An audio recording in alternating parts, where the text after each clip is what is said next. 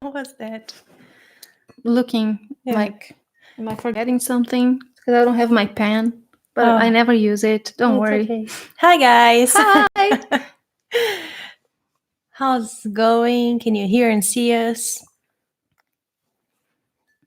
No one's interacting in the chat yet. That's weird. Kind of weird. Yeah, you always talk to each other before we start. Right?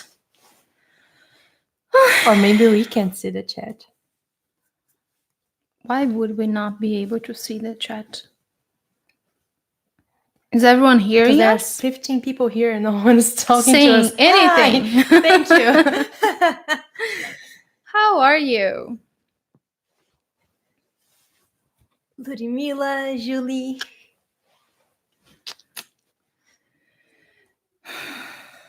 Yeah, they don't want to talk to us today. Yeah, It's okay. I'm It's gonna be only accepting the it. two It's of okay. us. You just came on. Oh, okay. Okay. It takes a while then to start. That's good. Is the sound okay? Because, Yeah. Awesome. every day is a new hustle with the lights and the Yeah. sound. You And know the drill. camera. Yep. The camera is doing a weird thing today that's kind of annoying me, but let's not talk about it. Yeah. Oh, good. So you didn't The hear screen was us blank. That's spiraling. weird. Oh, yeah. You're gonna be able to see it in the replay then. Okay. Sound is good, Julie Cool. says. Awesome. Okay. So, how's everyone doing? Did you get my. Mm. You took my things from here. The What? paintings. I wanted to have the painting. It's Never in my mind. room. It's okay. Well, it's not yours. Stop stealing it. So today we have Yeshua and Mary Magdalene coming forward to teach us about so many things.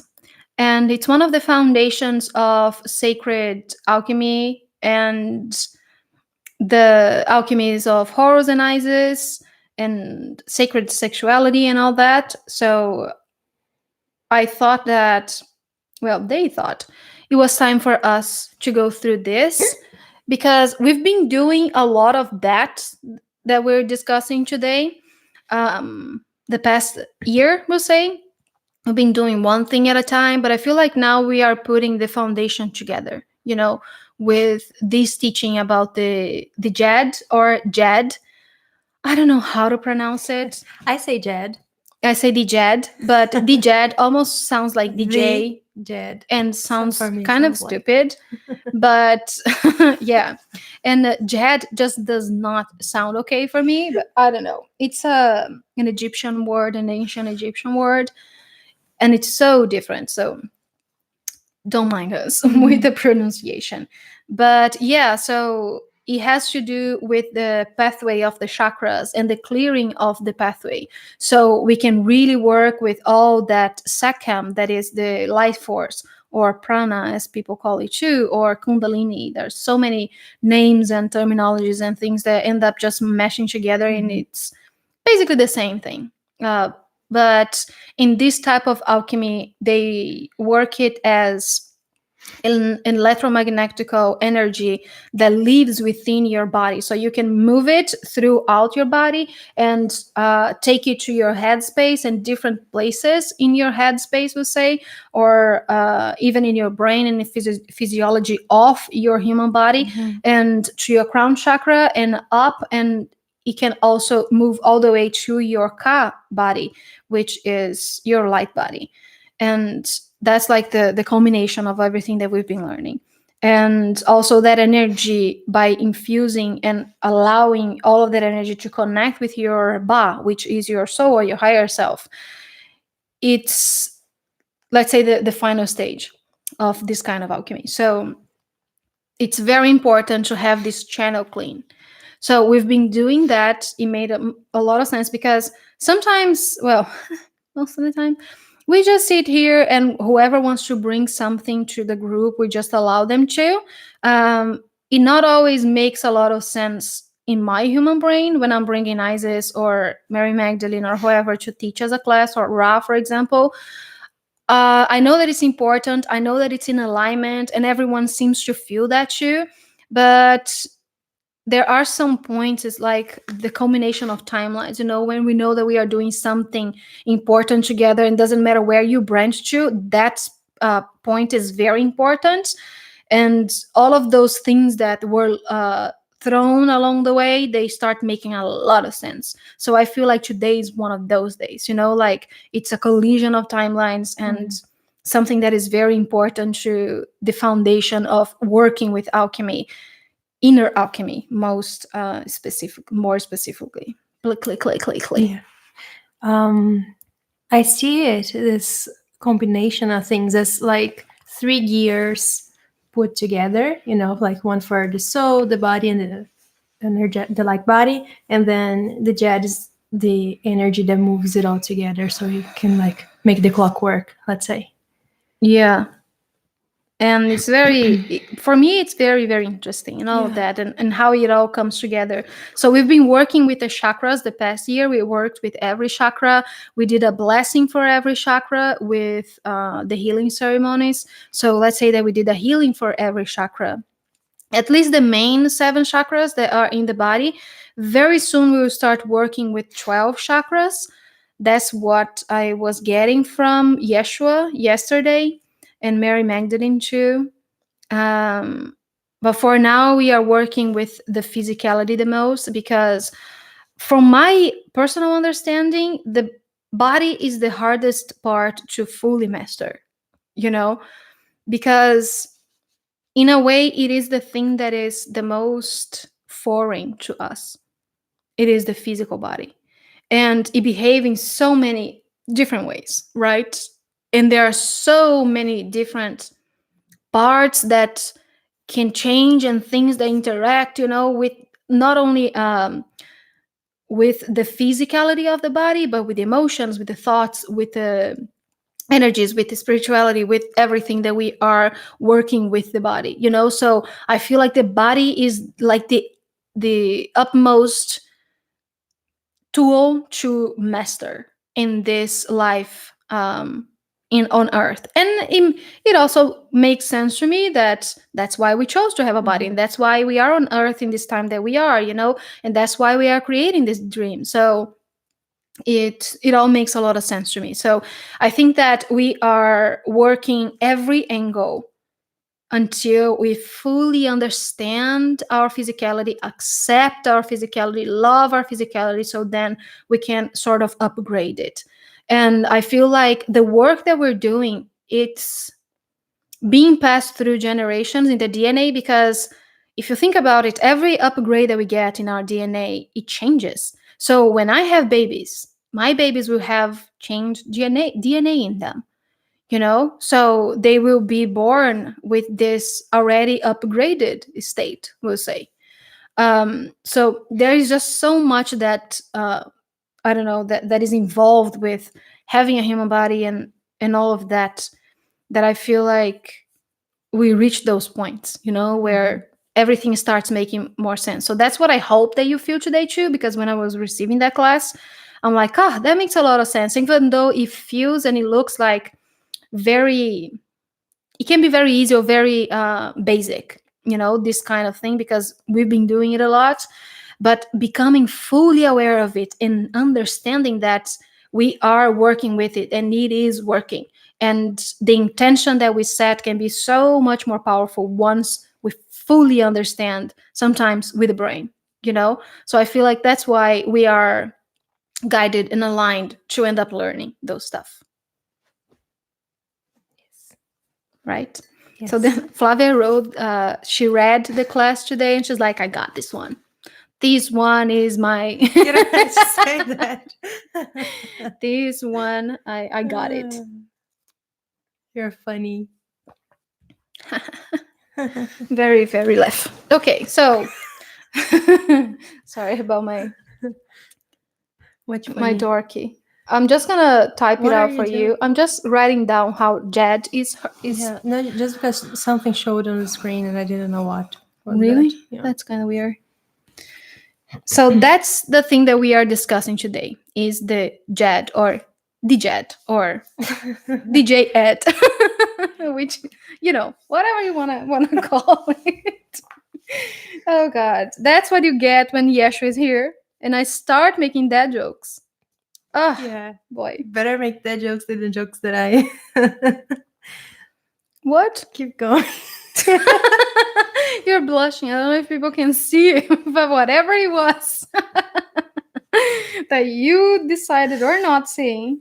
Mhm. Okay, so the theme for the class is clearing the Djed, the sacred pathway of creation. Um, and they had a symbol for it in ancient Egypt, and the symbol is still out there. And along the way, it got many different kinds of meanings, right? And it is highly associated with Osiris and Isis and Horus, and the foundations or the pillar of all of the alchemy that they practice and they thought. So we are still learning today. And the symbol looks like this. You probably have seen it. You see? You've probably seen it somewhere. Yeah. Looks like an electric tower. Yeah, it's supposed to be like a column, and Hmm. there are so many different versions of the drawing. I just felt like drawing it because of yes, because I'm a very visual person. So the first thing that Mary Magdalene started talking about was that the Djed is the the sacred pathway of the chakras, and we have actually two main Djeds in the physical body. One is they are making me sit straight, and you too, because you're not sitting straight, and you're see very bossy. The main one is in your spine. So it starts in the bottom of your spine, let's say your first or last vertebra. I don't know if it's the first or the last because I forgot. And it comes all the way up to here and it connects with your head space. And the second one, it starts in your perineum and it goes all the way to the crown. So it's like there is a line here that you can, guide all the way. And you can work with both. But today we are going to just mention them, and it's not very important to discern them. Most of the sacred sexuality practices they use that second one that I mentioned, which is kind of the primary one that it starts in your perineum and then it comes all the way up to the crown. And mostly in yoga and some practices of pranayama and stuff, they use the other one. That's how I understand it, the way that Mary Magdalene explains it to me. But it's not highly relevant, It's more of like just having an idea that these things exist. So she's talking about how it's like a connection of every energy center or the main energy centers in our physical bodies, and it creates like a pillar, you know.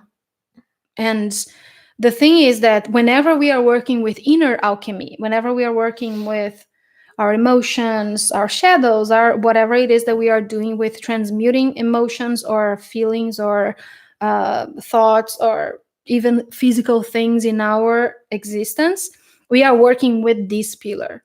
And it's the foundation of all of our alchemy.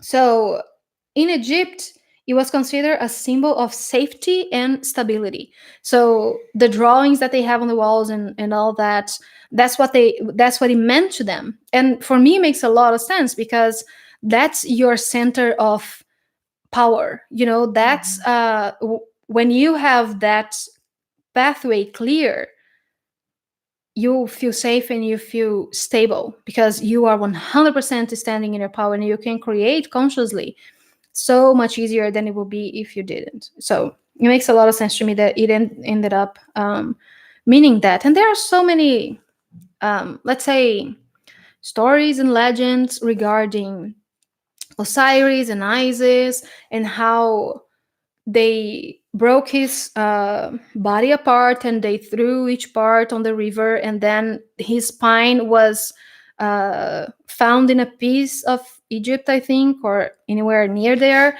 and it ended up being a tree or something, and then they gave that to Isis and she blessed it and all that. There's so many legends and stories regarding it, which are not so important to our practices. And the only thing that she's saying that is important is to understand that those masters mastered that clearing of that Djed, that pathway was always free. So she's saying that that's what really matters. If you have any questions along the way, just let me know and I'll stop talking like a crazy person and I'll answer you. I think Corey said something before that we didn't read before. Here? Lots of heart palpitations lately. I can only assume it's more heart expansion. That makes a lot of sense.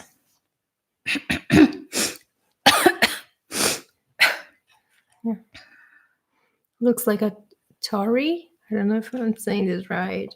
Gate in front of a Shinto temple. Shinto I don't know. temple. It does. Look at that again. Yeah, I don't know what that is. Shinto temple. But yeah. Yeah. If you're saying so, I trust you. We trust you. Yeah. So that central pillar, it's also called a pranic tube in yoga, and let's say in this other part of the world, it got known as a pranic tube. So maybe if you practice it, you've heard of it before. So I took some notes as they were explaining it to me, so I can explain it to you. So the first thing that they said, it is your foundation, which I think I've mentioned. It is the pathway for creating with conscious awareness. So again, the Sekhem is your life force. And it's also known as your sexual energy that you carry in that bottom of your spine. And it's always there.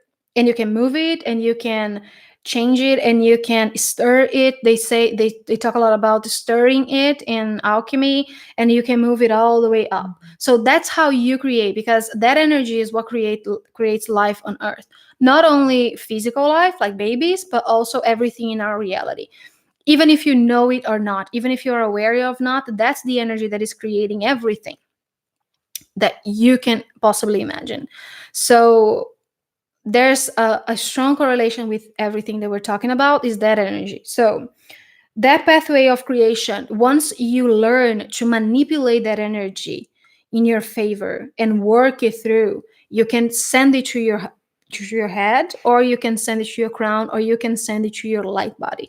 And that's how you manifest consciously your reality. But that's a practice. And Yeshua is saying that it's a practice. It's something that you need to practice how to do. And today we're going to give you one practice to start being acquainted with how that energy really feels in your body. Because you will notice that he says that you notice that you felt that before. Because most likely if you felt that before, but what changes right now is that you will be 100% aware that that's it, that that's your Sekhem, that that's the energy, that's your life force, that's your source of creation that is going to be moving all the way up and becoming something else. So intention is one of the most important things in alchemy. Where the energies merge and circulate in your physical body. So here they mean that there's energy coming from everywhere, and everything is energy. It's just a different kind of energy. And energy never dies. Energy only transforms. So you create that energy all the time, and it comes from all different sources. They say that this is not discussed highly. Most of the times you don't read it in books and stuff, but that's how it is. So there are so many things that can help you create a flux of that energy. And as I said, it is always there. It can increase, it can decrease, it can become overwhelming because it stopped. It can, be flowing, and you can create that energy and manipulate that energy through so many different things. Sound is one of them. Sexual relationships is one of them. Nature is one of it, like bringing it all the way from Gaia. All the elements can help you manipulate and work with that energy and expand that energy. So all sorts of other kinds of energies can merge with it and help it become more palpable in a way. So it's more obvious that it's there for you. So that's how sacred sexuality can help you manipulate that energy, because you become very, very aware that that is there, and working with it through all of your body can really, really expand your consciousness. I'm gonna take a breather.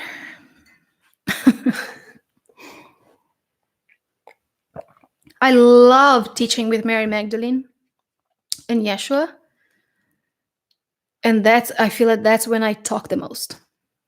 This is just so much. Because it's like I have so many memories, and I get very excited because we thought that so many times. Okay, so no questions so far? Everyone following? Everyone awake? Everyone's so quiet today. Yep. Don't know if you're sleeping or paying attention. Can this energy center feel blocked? Yep. It can. Most of the times when you feel that your sacrum is blocked, it's either one of the 3 lower chakras. It's the root, the sacral, or the solar plexus that is feeling blocked. Mm-hmm. It's just it's exactly what it said. It's feel blocked. It's just a perception. Yeah. Okay. So no more questions. The thing is that we had something else completely planned for today with a colleague of ours, a sister. And yesterday we found out that we were not going to be doing what we were supposed to do. And I told Fawn, like, oh my God, I have nothing prepared for tomorrow. So I just sat in my bed and then I invited whoever. And then Yeshua and Mary Magdalene showed up and they just gave me like 2 pages of stuff. I'm like, okay. It's like back in school when the teachers ask question and the whole class just stares. Yeah. Like, no, I'm fine. Or you don't look at me. Teacher because the teacher's gonna point it out. Like, oh God, no. Okay. So let me read whatever else they told me here. Mm-hmm. When using alchemy to work with the Djed, one aims to collect and accumulate energy to send it through the pathway into the head centers and into the Ka, the light body. Manipulating Sachem is a sacred practice. It brings creation into life. So that's what we talked about. Is that accumulating and manipulating and stirring that energy and bringing it all the way, that's when you create in your physicality. Mm-hmm. I felt Yeshua kind of silly this morning. He's so silly. Timing of subject is good for me. Yeah, and I found out that it's going to be great for us too, because next month we're going to do the initiation ceremony with Isis. Mm-hmm. So it's going to be great that everybody is, flowing with that energy.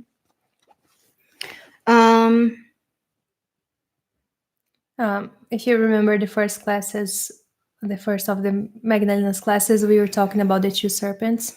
They coming up the spine. Yeah, that's the same thing. Exactly. It's like we are closing one cycle now, mm-hmm. right? And then with the ceremony, it's just gonna tie a knot. With this, you can bring back what we learned in the beginning, close that cycle to initiate another level of the same cycle. You're gonna feel completely different. Start creating more stuff. Exactly. And more awareness too, because I think that the thing that we learned about the 2 serpents, it was just so people could kind of have a knowing of how that feels. And we didn't do anything with located in the body. We didn't do anything with a focus or intention to create something else. In the beginning we were just trying to exercise, trying to feel if you could bring it up, and doing it little by little. So that's why we tell people to go back and watch the other classes, because it is like a series since the beginning. When you move the sacrum through the Djed, the chakras become fully activated and strengthened, therefore opening dormant areas of consciousness and awareness of self. So that's when you open up all of your chakras and you work with that energy freely. And that's in the Bible when they say that Yeshua Exercise. exorcises 7 demons in Mary Magdalene. It's simply referring that they used each other as tools, literally, to open up each other's chakras in sacred sexuality. But that got a little cut off, and added to the masses. But that's what it means. Will the initiation ceremony be streamed or just in person? Yeah, we're going to do it live too. Yeah. But only for those, it's only for those that want to participate, right? We'll send the link to those who want to participate. We're gonna post we're gonna have a post about that, and we're gonna send the via email, Invitation, right? yeah. The invitation for Zoom, because we don't want to just do it, and if you're not fully committed, you're just watching because you're watching. Probably there are going to be things that you need to have, like your water and maybe a crystal or anything else that can help you with your own initiation, because in fact I will be initiating you, but if you are not in person, you're kind of initiating yourself. All the ceremony will be performed by you, on you. So Isis is initiating you. yeah, which is the case Yeah. anyways, but we just want to send it personally, we'll say, to each person that wants to participate. So we're going to make a post about it by the end of the month, I think. So Yeah. because it's kind of too soon. Too early. Yeah, people would lose the link. Yeah. Oh, it flows. I can feel it. Yeah. Yep. I just saw the video last week. That's awesome. Perfect synchronicity. Oh yeah, that first video was recorded on your phone. Yeah, the first class, Yeah. right? Okay. You move the Sekhem by the sheer power of intention. So that's the thing. And it is in agreement with what we learned from Ra. I think it was last month. The class with Ra, where he talks about the quantum realm and the physical realm and the Newtonian laws and how they merge and how it transforms and all that. So how alchemy works a lot with the quantum realm, and how how intention plays a very crucial role in the quantum realm. So it's just interesting to me how everything just kind of merge together. If you are, let's say, following everything, and you cannot connect so many dots. Yeah. It's like those streets with automatic lights, and they only lit up when you pass through them because they have the sensor. Yeah. So like if each light is one of the chakras, and then they will only lit up with your bringing awareness to them. Exactly. If it's just there. Yeah. And it's there and it's working. But you can only see the light when you bring your awareness to it. Makes a lot of sense. The Sekhem is an electromagnetic force that allows particles to become active and move, therefore being transmuted and activating energy centers along the Khat, which is the physical body. So I'm going to read it again and explain each word. The Sekhem is an electromagnetic force that allows particles to become active and move. So your energy force will align your particles, by you being aware of it, by you putting the intention to do that. So that's why people can have all kinds of, let's say, miraculous, is that the word? Healings, for example. And how they can change so many things in the physical body because of that alignment of particles that this electromagnetic force can provide. And activating energy centers along the Khat. So you activate each chakra. And that's the thing that we did with the healing ceremonies. We started with the solar plexus. We just went along as they were telling us to do. And we did every chakra, and then we did a blessing with Sarah by the end of the year to align everything. So that's a good meditation to go back and listen to if you feel like it, if you feel like going deeper and redoing it, because as Flavia said, now you have the awareness. So when she is doing that, you can visualize more, like visualize the energy stirring, Yes. and moving all the way up to your crown or to the back of your neck, however you decide working with. The process of activating of the chakras radically transforms the alchemist's consciousness. And each energy center brings something different to the table, I'll say, to your awareness. So, and all of them, they are very important. We are, like, I think that as a society now, even, in this kind of work, we always want to do like the third chakra, the throat chakra, the crown chakra. I want to hear my higher self. I want to talk to my guides. I want to clear my heart, and we forget about the lower chakras. And that's the foundation, that's the base of everything. Because if you cannot feel safe in your practices, everything else that you do feels tainted. It feels scattered all over the place. And once you work with those lower chakras and you feel that alignment, you feel like you have such a strong foundation to work with, because then everything else that you are going to work on the way, it's going to be based in your power and not someone else's power, and not the person that is guiding the meditation, and not another teacher or anything. You know that as you, and it's going to work perfectly for you in that present moment. So that's why sometimes when people do heart work, they freak out, they go crazy. It's because you just unleash all of those emotions that you've been hiding for 20, 30, 40 years, in your life, and you had no awareness of it, of that before. You had no way how to work with those energies and those emotions, and then your whole body collapse. And then that's when you get like any kind of respiratory issues, for example, or stomach issues, or heart issues, and all of those things, because you didn't have any base to work with. So you didn't feel safe in your own emotions. Or when you do the throat chakra, and then you start going crazy because you want to speak your truth, but you don't feel safe in speaking your truth.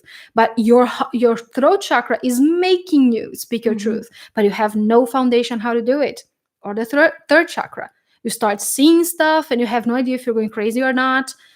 So working with those primary to those first chakras, it's very, very important. Yeah. And I think that Yeshua wanted me to mention that. Yes, I'm heavily working on the lower chakras currently. Bringing it to the body is a game changer. Yes. Exactly. It is a team effort with all the chakras for it all to be harmonious. Exactly. And all of them, they have something important to bring to the table. And all of them, they hold different feelings, emotions, and thoughts. You realize that when you open one, you will receive an activation that will bring everything that isn't working for you at the moment to your attention. That's when we feel like, for example, you go to a healing circle and you work on your root chakra, and then so many things open to you, and you feel worse than when you went to the healing circle. And then you go like, or I did something very wrong, or that person did something very wrong to me. And then we start, getting paranoid and all that. It's because you opened up a Pandora box within your own soul. So having a support system to work with that is very important. And I feel like that's what alchemy gives us. It is step by step. It is like building a beautiful foundation of everything, and you don't feel so scattered. You don't feel so lost doing the way. Building the temple from the bottom up. Exactly. Yes.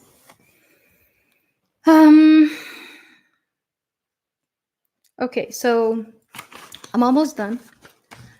For some alchemists, the main purpose of this practice is full alignment with one's Ba, which is the higher self or your soul, causing a tremendous influx of energy into the Ka body. So let's say that those practices can lead you to become aware of your full alignment with your higher self. And then your higher self is going to, well, in your perception, that's all in our perception, in our awareness. So we, let's say that we are increasing our awareness, that's always happening. But once you are aware, once you have the intention, everything changes and everything comes to fruition.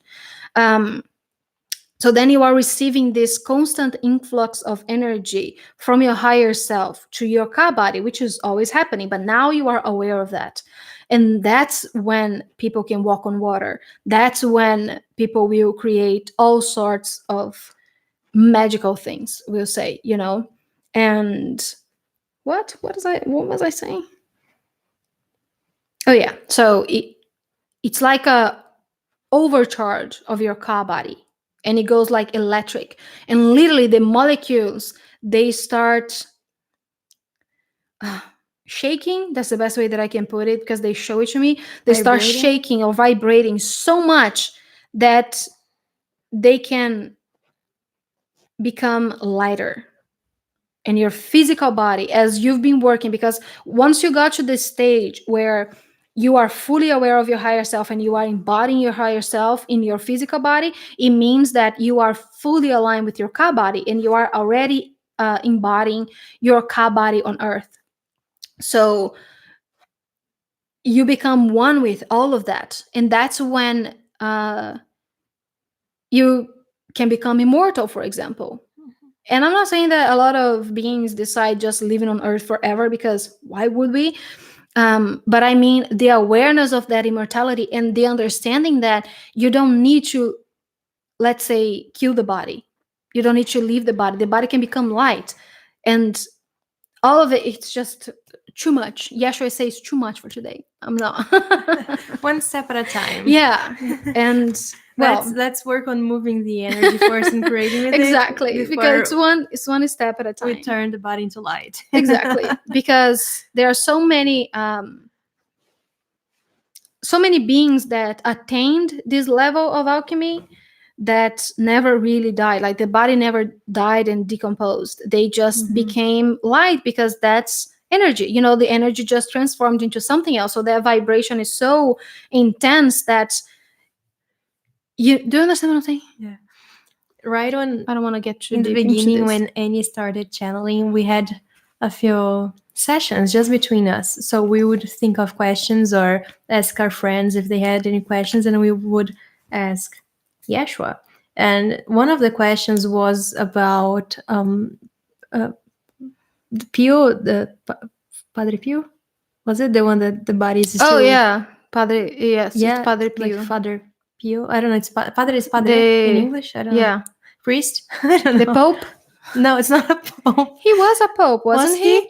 I don't know. Come on, Anyways, tell your so story. he died a long time ago, and his body is still there intact. You know. Yeah, This- it's not moving. yeah. The blood has not coagulated. Yeah, And it's like he's sleeping, but Yeah. he doesn't breathe. and I asked him if then would it be possible for him to come back, like to just wake up if he wanted to. And Yeshua said yes, but it would terrify you guys. So we choose not to do those stuff. Can you imagine 'Cause- if the guy that is just laying there Yeah. for like 30 years, I don't know Decades how long, later, he 20 just wakes years, up. he's like, oh, that would be creepy. Exactly. Yeah, Father Pio. But that's one of the things that one can do. So a lot of beings throughout time, they attain that level of alchemy, but there are not as many scriptures telling this. Yeshua and Mary Magdalene, they did not die. Like they just became glitter in the air, you know, and they were just poof. Exactly. There's a question here. Can they tell us if celibacy is a mean of accumulating this energy? Yeshua smiles and he says that it's more like treating the energy as a pressure cooker that you leave unattended for hours and hours and hours. What happens to that if you never release the pressure? It blows up and it just goes crazy, Mm-hmm. So he says that it's not like you are making that energy stronger, because all sorts of energy, the more that you let it flow, the more the energy is strengthened. And I think they talked about this, about strengthening the chakras and strengthening the sekhem. And the more that you stir the energy, the the the stronger it becomes, and the more aware you are of it. So I think that that's where the stronger it comes from, because you are aware of that energy and you know that you are working with it. So they never give an answer like if it's good or bad. It's just our Mm-hmm. perception and how we decide working with it, and how, um because there are so many types of celibacy, for Yeah. example. It doesn't mean that you never orgasm if you are not with another person, because we have so many dated and weird and honestly worthless conceptions about sex. Mm-hmm. And what you were going It's to say just something? different ways of using the same tool. Yeah. But it really depends on the person, on whatever it is that they came here to experience, for example. But it's not a way to make that energy stronger by any means, he says. It's not. And I also I have a sense as if it's not Especially, healthy. yeah, especially because the strongest um uh like energy production or awakening that you could cause is in a sexual Oh yeah, it's one of the act. most powerful Yeah. energy sources in your human body. Yeah. M- uh, Even more so when you're working with a partner that has the same intention, Yes. That's you the know. But yeah, um how do we figure out what chakra needs work? Just set the intention of this question and wait for the guidance? that can work, Mm-hmm. yes. And your body's gonna tell you. Mary Magdalene says that your body's gonna tell you which one it is. It gives you pains, it gives you all kinds of nudges, like, oh, here, look at me. And what's happening with you? Thank you, my uh, and she's also mentioning now, Corey, that it's very important to do a work and feel like you're done with the work, yes. and not keep looking forever. Because again, it's a matter of awareness. So let's say that today we're going to do an exercise together, and we are going to clear our Djed or Djed, right? Mm-hmm. Djed. Uh, we did the work, and we are going to continue working with it. So every time that you breathe, that pathway is clear. The more you bring your awareness to that being clear, the more you feel as if that's clear. Do you understand what I'm saying? So it's a matter of you being aware that if you're done or not with that. So Mm-hmm. let's say that you want to work with your root chakra. It's like, okay, I'm feeling this and that. And today, for some reason, I feel differently. You bring your awareness to that space and you just tell it. It's clear. Whatever practice you want to do, if you want to do a meditation, if you want to do crystal grid, if you want to use incense or essential oils, just do something that will align your mind to the truth that always is. There's nothing stopping you. Mm-hmm. Something that Yeshua always says whenever they ask him about, at least through me, whenever they ask him about healing, he says that he never healed anybody. He simply showed them that there was no need for healing, that they were whole, they were divine. So if that thing that was in their awareness, that being blind, that being not being able to walk, that being whatever, if they felt like they were done experiencing that, they understood that they were God and they could. So the thing that he did, he showed people he was God. So they were too, because he was a man walking on earth like everyone else. So that's the thing. They just mirrored him because he didn't believe that he had another chakra to work on. Every day he woke up and he was feeling fine. The body was great. it worked for everything that he wanted to work. So whenever he met someone that didn't felt the same way, he would mirror that to that person. He would just hold their hands and look in their eyes, and they would feel that energy. So they would be like, "Ah, so I can be happy too. So I can be okay with my body. So I can honor my body. So I can love it." And when the person was not done with it, they would carry on having that so-called disease for as long as they felt like it. He says that he got very famous about the healings that he did, and people don't talk about the ones that he did not heal because the person was not ready. So we only know as if everyone that he ever touched was healed, Some people continue being blind because that's their own choice, So it works the same way here with your chakras. You can choose to clear it and be done with it. It's really, really, really a choice. Yes. It's just a matter of seeing yourself as the God that you are. And there's nothing stopping you. There's a perceived blockage. There's a perceived disease. There's a perceived suffering. Mm-hmm. Move it. There are so many things that we can be creative with. So why be stuck with one if we can always choose more? Just to. I think I went too far down. I think it's okay, Father. Yeah. Okay. I want to be glitter. Same. In Portuguese, we call it purpurina. I don't know how, if glitter is purpurina, it's glitter, right? But purpurina is so much more fun. So, yeah. I'm going to become purpurina. Then there'd be so many questions. Yes. I know I shouldn't have asked. It's great. You asked because a lot of us needed to hear it. Yes. Don't worry. Your answer totally resonates. Is this related to how I feel my body vibrate when I first wake up in the morning? Does anyone else have that sensation? Right when I first received my source stones, that had this, the people call it Kundalini rising and things like that, I would vibrate like God, like like I was being electrocuted so much every day, the entire day mostly. And so it happens to me sometimes when I'm channeling. If you see me jumping on my seat, it's because that energy is just moving, and it happens. During the crucifixion, Mary Magdalene was constantly energizing her Ka body because her Ka body was so connected with Yeshua's. So for him to be able to do that quickening, she was like feeding their bodies, so he wouldn't feel any pain, and then he could complete his demonstration, even though she wasn't fully aware of what was happening. And I don't think that even he did. They weren't really, they just went with the flow, and that's one of the things that they did. She says that she was shaking the whole time.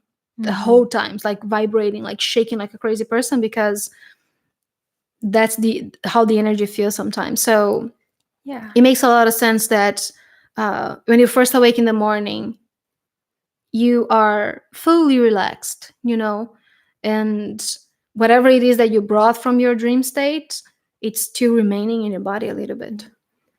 And everything is vibrating, right? Every atom or molecule in everything. So maybe just sometimes feel it a little more intense. It's kind of cool to me. Yeah. And there are ways to orgasm without yourself, without so hold on. There are ways to orgasm within yourself without releasing it of the body necessarily, to move the sexual energy consciously, like we're talking about. Totally. That's one of the we're gonna get there. You're ahead of the class. Not today, but that's one of the things that initiates. That's how they call themselves, right? Initiates? Maybe. What? I don't know. I don't know what you're trying to say. You know what I mean? Like the priest and priestesses of Isis and Horus, they would manipulate that energy. They would cause that peak of orgasm, but they wouldn't let that go, because then they would move that energy. Instead of releasing the energy, they would move it up, and that's when you really blow your ka with Mm-hmm. energy. So that's one of the practices for sure. Yeah. Gravity saying hello and dropping your things. Yeah. It's my life. I have seen saw vibrating sensation right before I go to bed. Maybe it's something like that. Like, oh, sorry, Mm-hmm. something like what they're speaking about. Yeah, Yeah. dolphin. Yasha says that when your body is at rest and your mind is almost drifting off, that's when you that's when you are in your most aware state. That's what he says. So that's why we meditate, to get to that state with our full awareness. Mm-hmm. So that's why we see all kinds of things, we hear all kind of things, it's because that's when you are the most aligned with yourself. It's when you relax and your mind is just getting out of the way. Yeah. I feel the vibration at tone when pendulum testing, like a subtle room earthquake. Yeah. But peaceful. It's like, it has a sound for me. It kind of feels like a very strong heartbeat from within too. Mm-hmm. Yes, which is totally understandable. Yeah. Yes, exactly. Mm-hmm. It is because it's coming from the depth of you. Yeah. Jake told me he felt this. Yeah. See, I'm telling you, have a priest in your hands. It's There's like Julie's daughter, a little Magdalena, making her crystal grids with M&Ms, or I don't know, I think it was Tic Tacs, and all kinds of things. Oh, I love it so much. We have a question on Patreon from Stacy. What's the best way to tap in and work with our light bodies? So, what I do a lot is that whenever I want to intentionally astral travel, or if I don't want to get too tired when I know that when I have too many dreams and stuff, is that I work more on energizing the light body, so I don't feel so much on the physical body. This is something that you can do with it. What was the question again? I drift off for a second. Sorry. What's the best way to tap in and work with your light bodies, our light bodies? Yeshua is saying that at this stage is breathing. That's the best thing to do right now. When you are beginning to understand that alchemy and to really tap in and to really dive into all of those things from the mystery school and all that, the best way to experience it is breathing. And that's your connection point. Then you will start using the second to move and to reach your ka, and then you will start using like Lucy said, orgasm to infuse your ka. But that sheer awareness is the first step. So you can do it by breathing. We have a class on that. I think it's mastering the breath. Yes. We have a class on that. And it's just becoming aware of your breath and becoming one with your breath, and then everything else is just present, and then you can work with everything so you can feel your light body. You can also do like an invocation. You can invoke, like, let's say, your higher self or any spirit guide to show you your ka body, and to connect you to it. It's a very, very profound experience. It can be very physical too.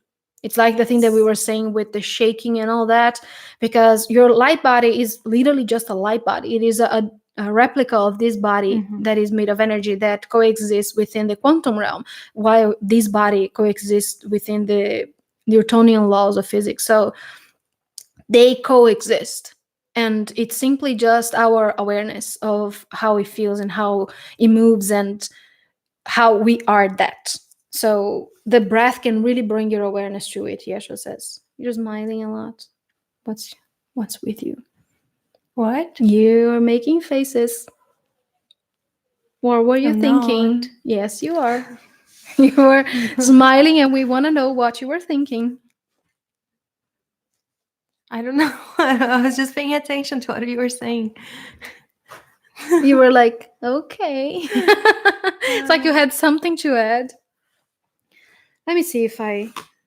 Okay, I'm going to read that last part again.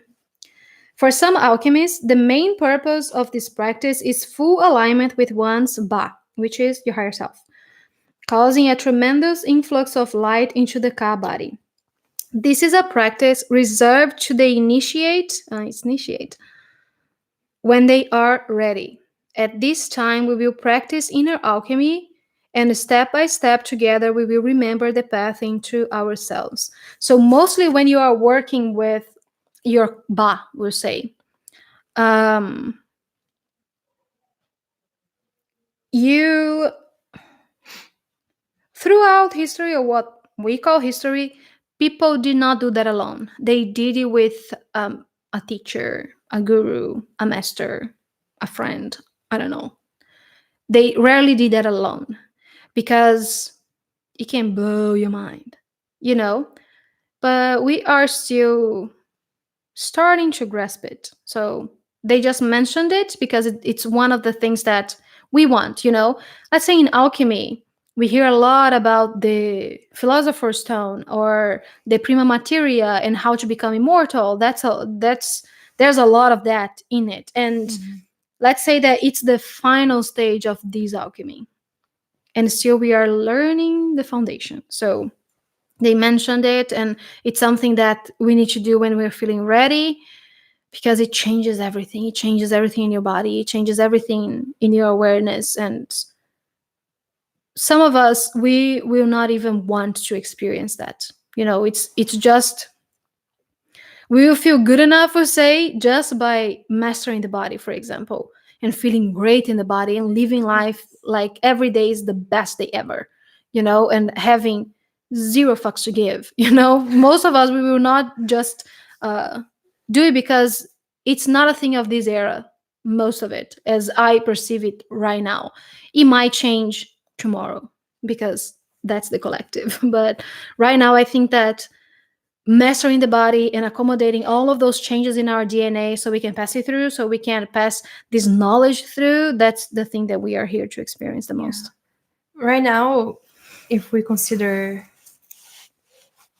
the planet, the collective, it's so much of bypassing and automatic responses, like not paying attention to your body or to what you're doing, to what you're thinking, what you're feeling, and we just go, go, go, go, go. That just the awareness of who you are is already massive. You know, it's something so important and so useful. The awareness of the now, right?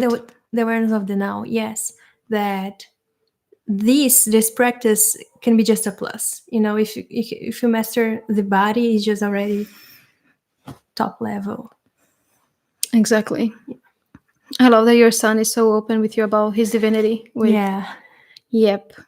Jake is awesome. We love Jake. Yep.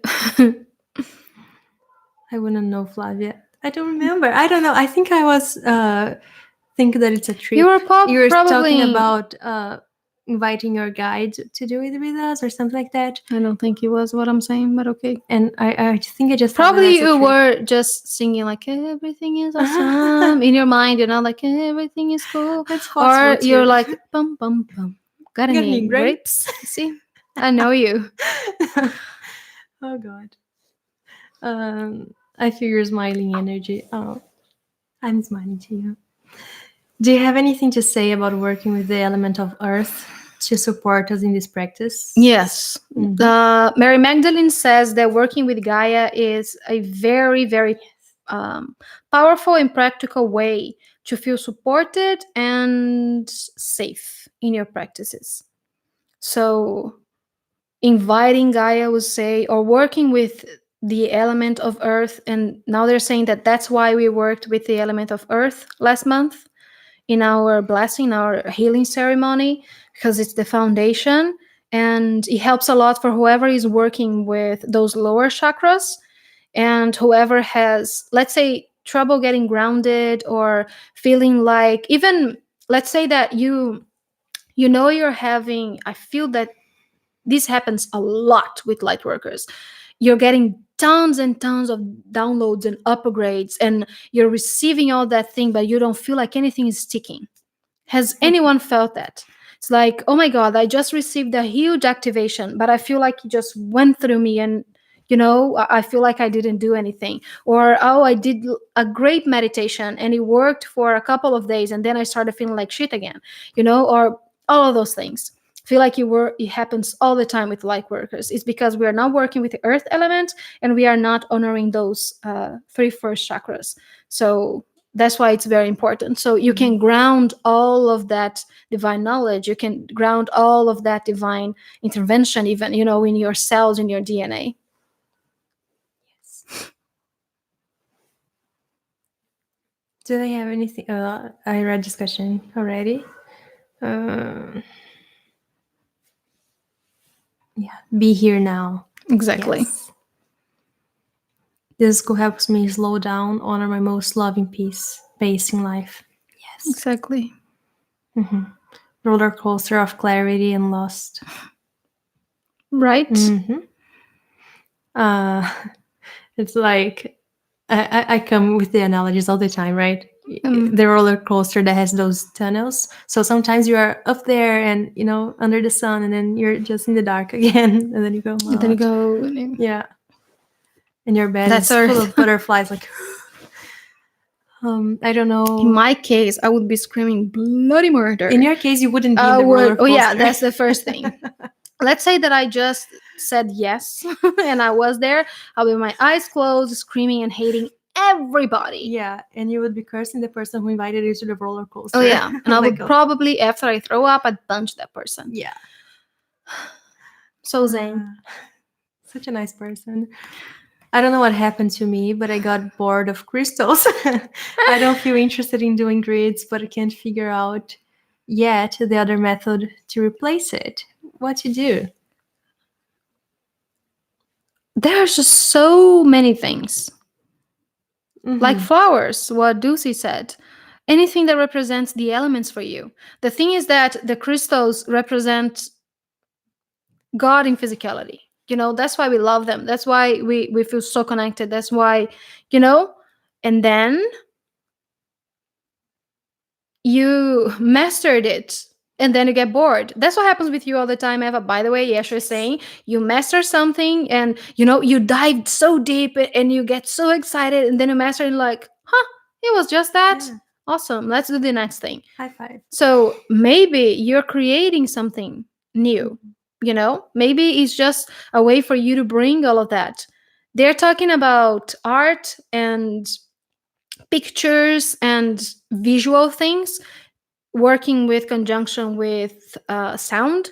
So mantras, even if you just write down the mantra, let's say they are saying Om Mani Padme Hum, and if you just, instead, like in your grid, instead of putting the crystals, what if you just put the syllables? That's one way to work with light and sound in your grids, or whatever represents earth for you. So just grab tons of sticks from trees, or let's say cinnamon sticks, or leaves, or all of that, or something that represents water. So work with that water. There's no need to use actual crystals if you don't feel inspired by them at this time. Yeah. And if you feel bored in doing grids, it's okay. Just leave your crystals around the house, because they're functioning perfectly that way also. And whenever you feel like it again, you just do it. You don't. It doesn't need to be a routine. Whenever you feel like it, you do it. If you don't, you don't. Don't put too much pressure on yourself just because you mastered it. It works so well that you should keep doing it, because maybe it's time to do something. And I think it might even bring more enthusiasm whenever you want to do one again. If you want to do a grid for a specific situation, you will feel more into it. And if you're done with grids, then there's so many other practical things that you can do. Girl, I experience this every day. God, right? I get tired of things every day, and then I have to find other things to do because I get bored. Exactly. Go back up a little bit. I was just... Come on.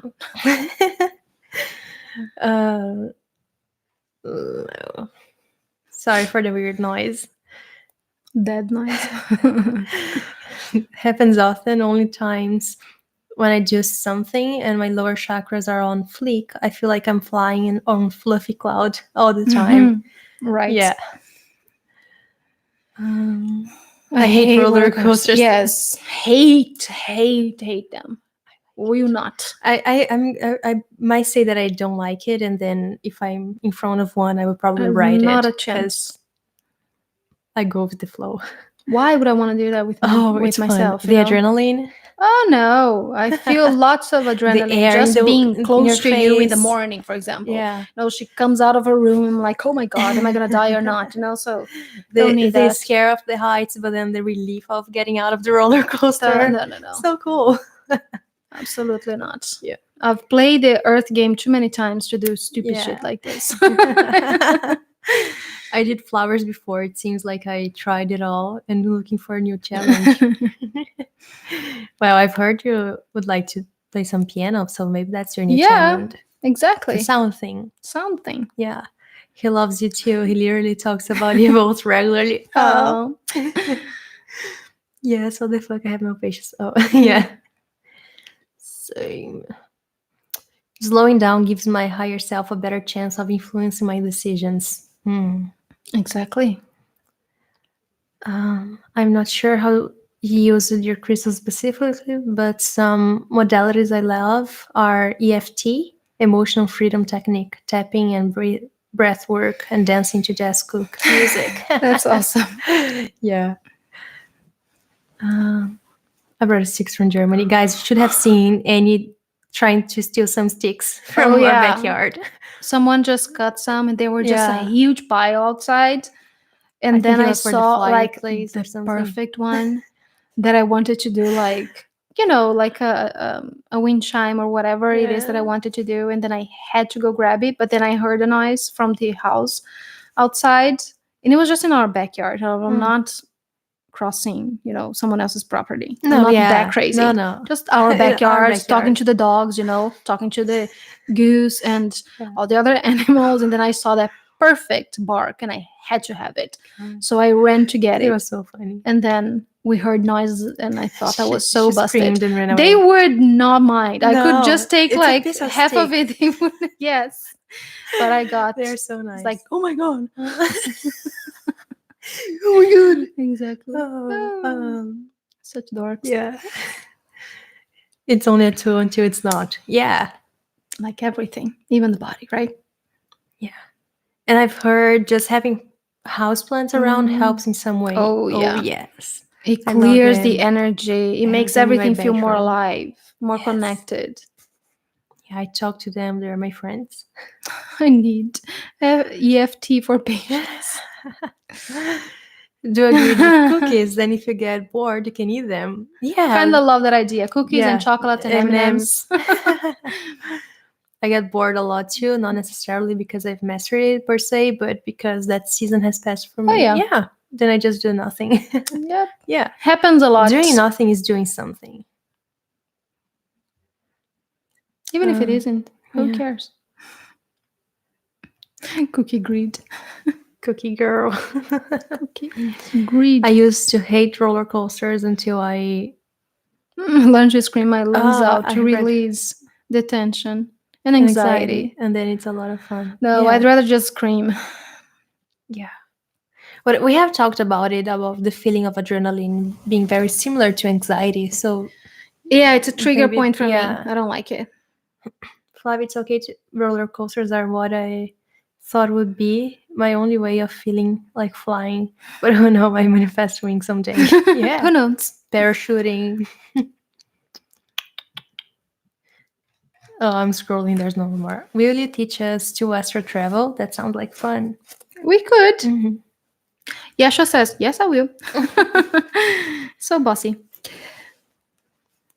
Corey, one time it got very embarrassing when I started to scream 2 seconds before it actually went down.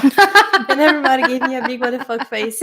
That's me. I'm gonna be screaming. Literally, I'm not even joking. The whole way when it's going up, and it's dreadful. It's so awful because it goes like tuck, tuck, tuck, tuck, tuck, tuck. I'm screaming. It's like, oh my God, I'm gonna die. It's Oh no, I'm a no, terrible no. screamer. And what is How can funny, anyone say that? yeah, I don't, I like the times that I went on roller coasters and all, I didn't scream. I just, I get voiceless. I don't know what happens. No way. But this time we went on a simulator and I screamed so Oh much because my I don't know god. what happened to me there. Oh Because it my was a god. TV inside of a box that turned upside down when it was horrible. And I screamed my lungs out. And I had no idea that that was gonna happen.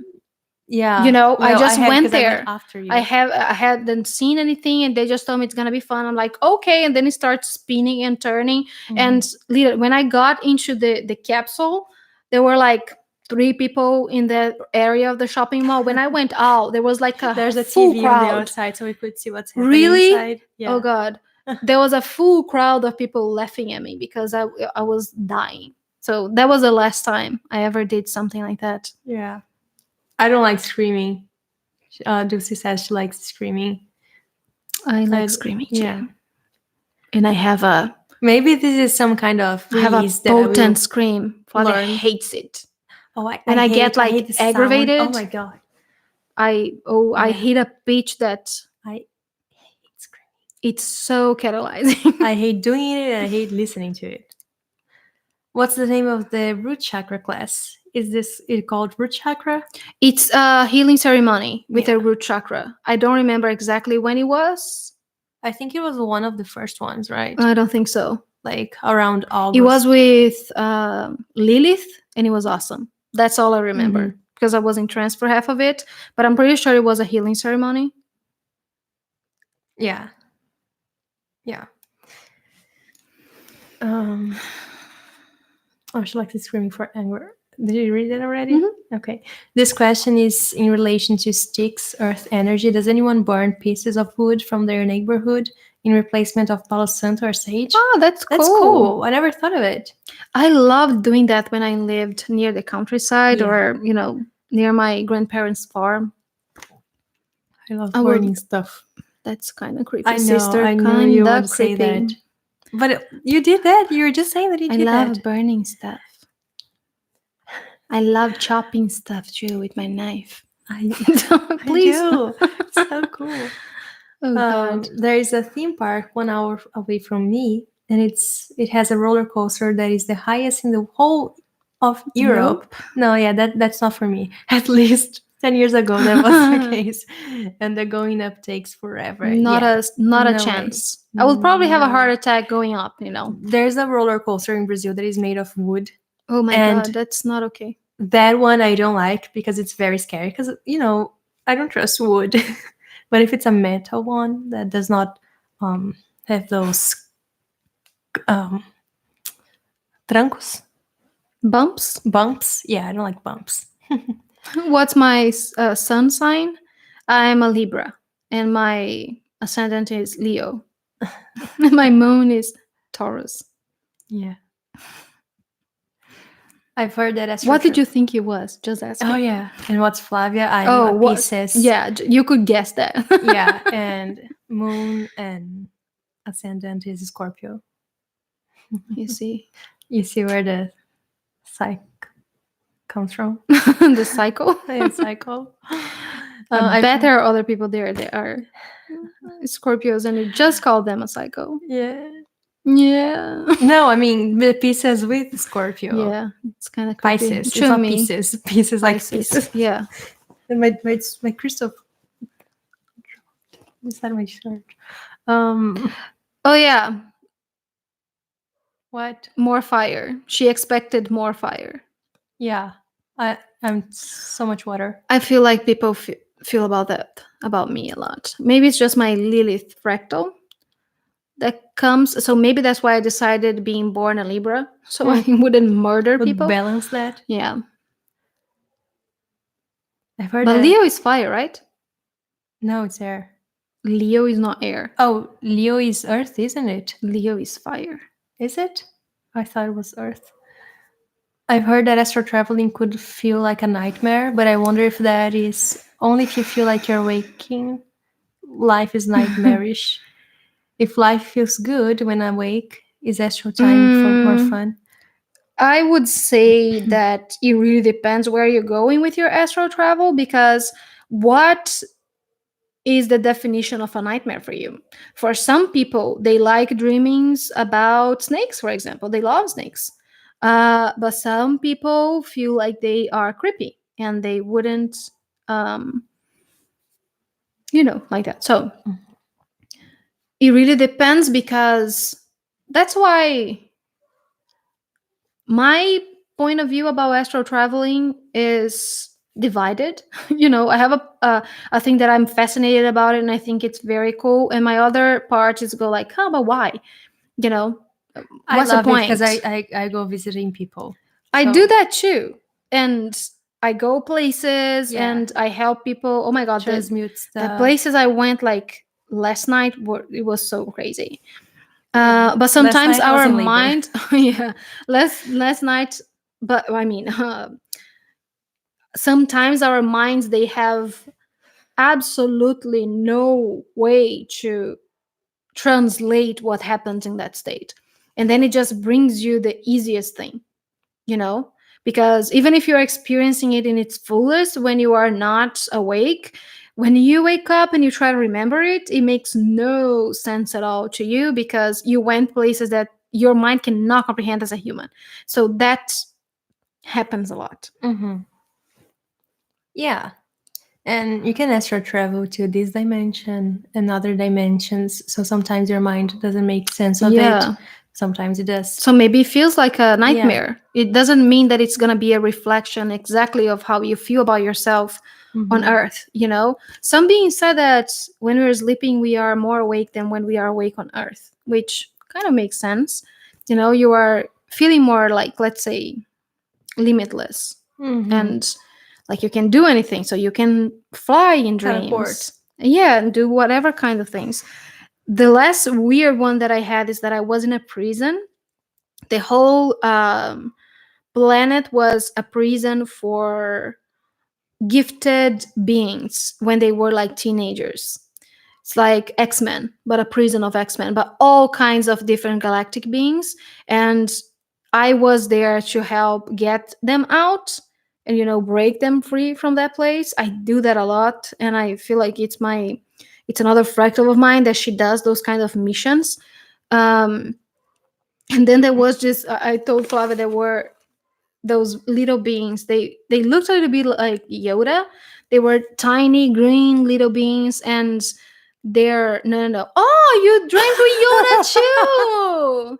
You didn't tell me this part. Yeah, I told you that they Yeah. look like really small, But and when yeah. people were messing up with them, they would get so big. Their shoulders would be like Mm-hmm. this, and they were so tall, and their heads would expand, and it becomes like a sun, and this light would come from it, and it would melt whatever it touched when they were like angry or using their full power. Yeah. And when they were like calm and chill, they would be like little Yodas. And then you dreamed with Yodas too. Yeah. So, but in mine, I was at like my university, and I don't know why I was there because I wasn't studying. I was just visiting, and then a bunch of aliens started landing there, and people were freaking out. I was like, "It's just aliens." And then Yeah. I came talking to one because it was a mixture of Yoda with the green Blob. blob from Ghostbusters.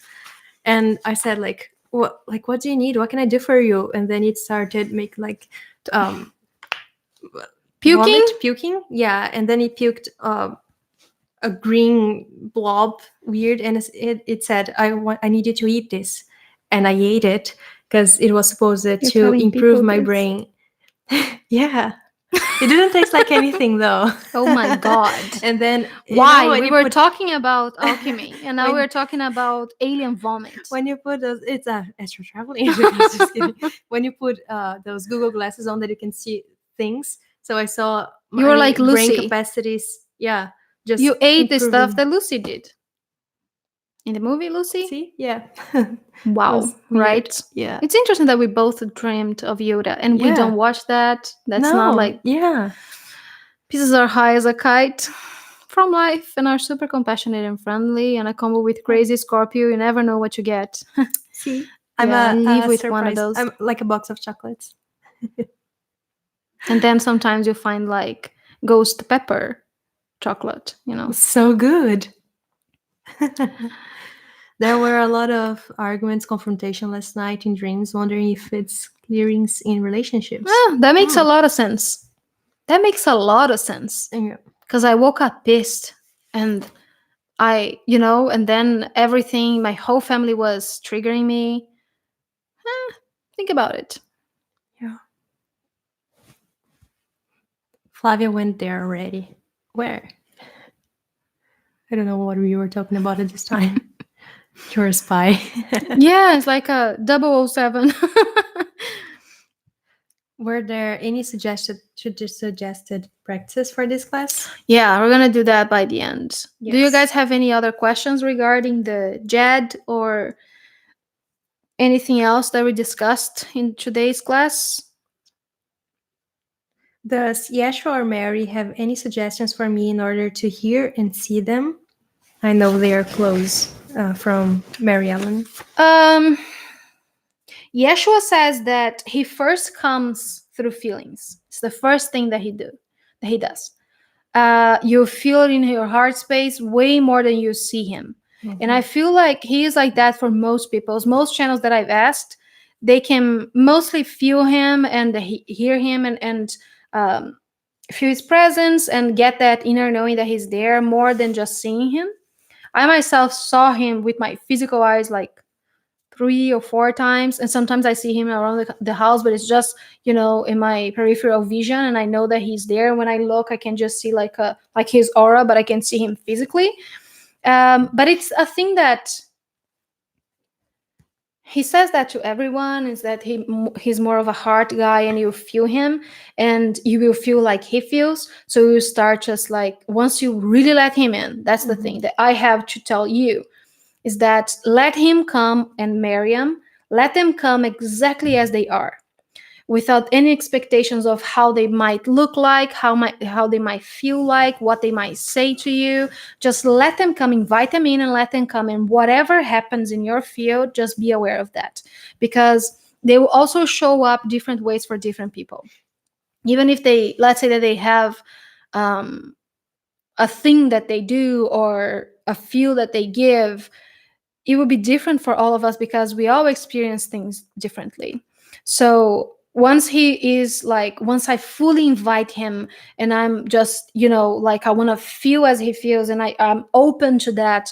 I want to hug strangers on the street, and I want to tell them I love them. They look beautiful, Be ready to love the heck out of Yes, people. exactly. And then, like, everything is so beautiful. The sun is brighter and the colors are more, so it's more of a thing that you look through their eyes.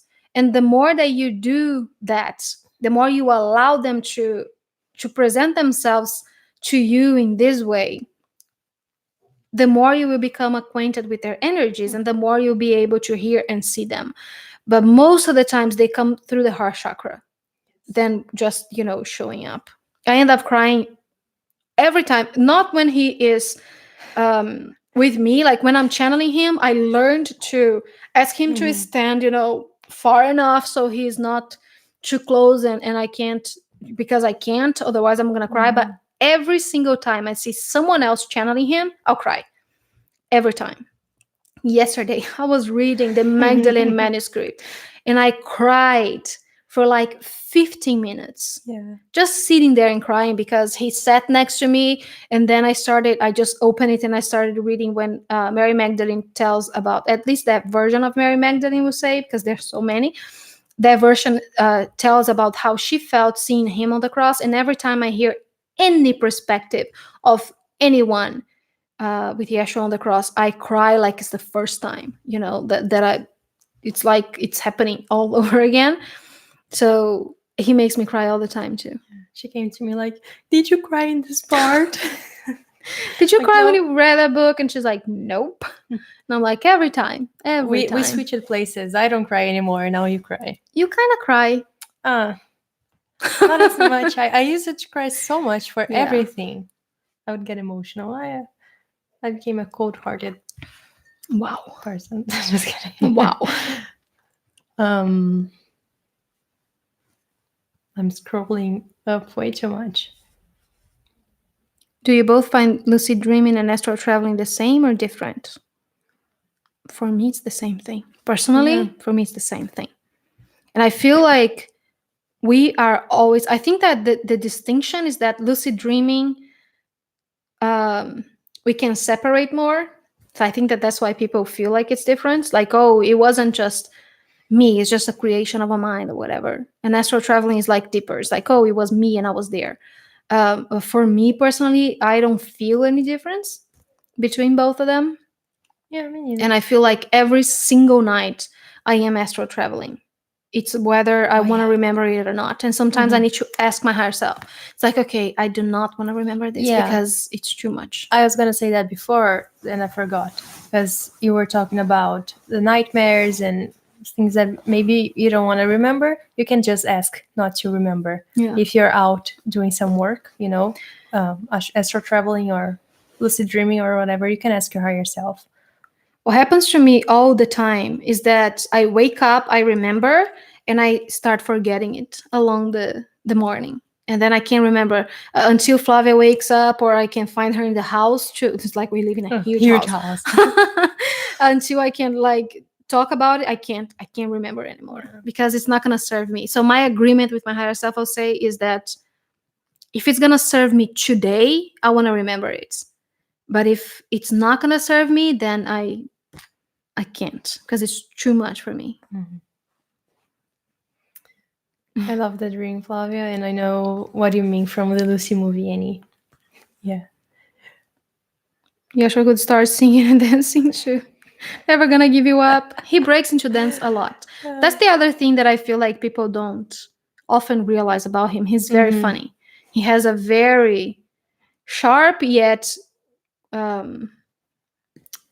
quirky, is that the name? Sense of humor. Yeah. Daddy-ish sense of humor. But he always has something funny to say. And he says that because laughter is one of the best way to transmute anything. I think Hila has been showing up as a net that keeps flying by my face. Oh yeah, Like the bug the you bug. both had in your house a couple of videos back. Yep. Yeah. He's fun. He just showed up. It's like, okay, now you guys are gonna stop blaming me for the bugs too. Isn't Satan enough? He's the other one. He has a very sharp sense of humor, and people tend to misunderstand him. Yeah. Like the Yasha post on your website, I cry. Oh. Yep, he Yeah. does that to people all the time. I have felt way more open to seeing Yashu after listening to a video of you two where Annie said he came to her dressed in a drag. drag. I wanna see. He does that. Yeah. And the thing that we see him, but we see him mostly in our mind's Mhm. eyes, not so much in physicality. If I ask him, he would show. He starts showing up. Let's say he starts forming, but he makes me cry, and I tell him, "No, don't stop. You stop. I can't," because I still have a thing that I feel like if I see him in a body like like 100% human, and I can't hug him, I'm gonna be very sad. So I don't want to see him. I feel like I'm gonna be sad. It's like I can't hug you, so don't show yourself to me. You can hug me instead. Thanks, but no thanks. I'm being all nice. Yeah, thank you very much You're for the welcome. offer. It's very different though. Very different. He's taller. Yeah, he doesn't have boobs. It's not hard to be taller than me. Yeah. Yeah, that's not true. harder to be taller than me. But yeah, I feel that. It's like I miss his presence in a body. So if he'd showed up, I'd just be bummed. So I think that Oh. that's why he doesn't. So he just flicks sometimes, and I'm like, "Oh, you're there," and then he stops. I'm like, "Okay." Pisces and Scorpio could never be cold-hearted ever. See, there is no such a thing. Yeah. Okay. Thank you for sharing your view on lucid versus astral traveling and asking not to remember if you don't want to. That's very considerate, loving. Yep. Well, he doesn't have boobs. Yeah. He's saying I could, Let's see if but there's thanks, but anything no else on thanks. Patreon.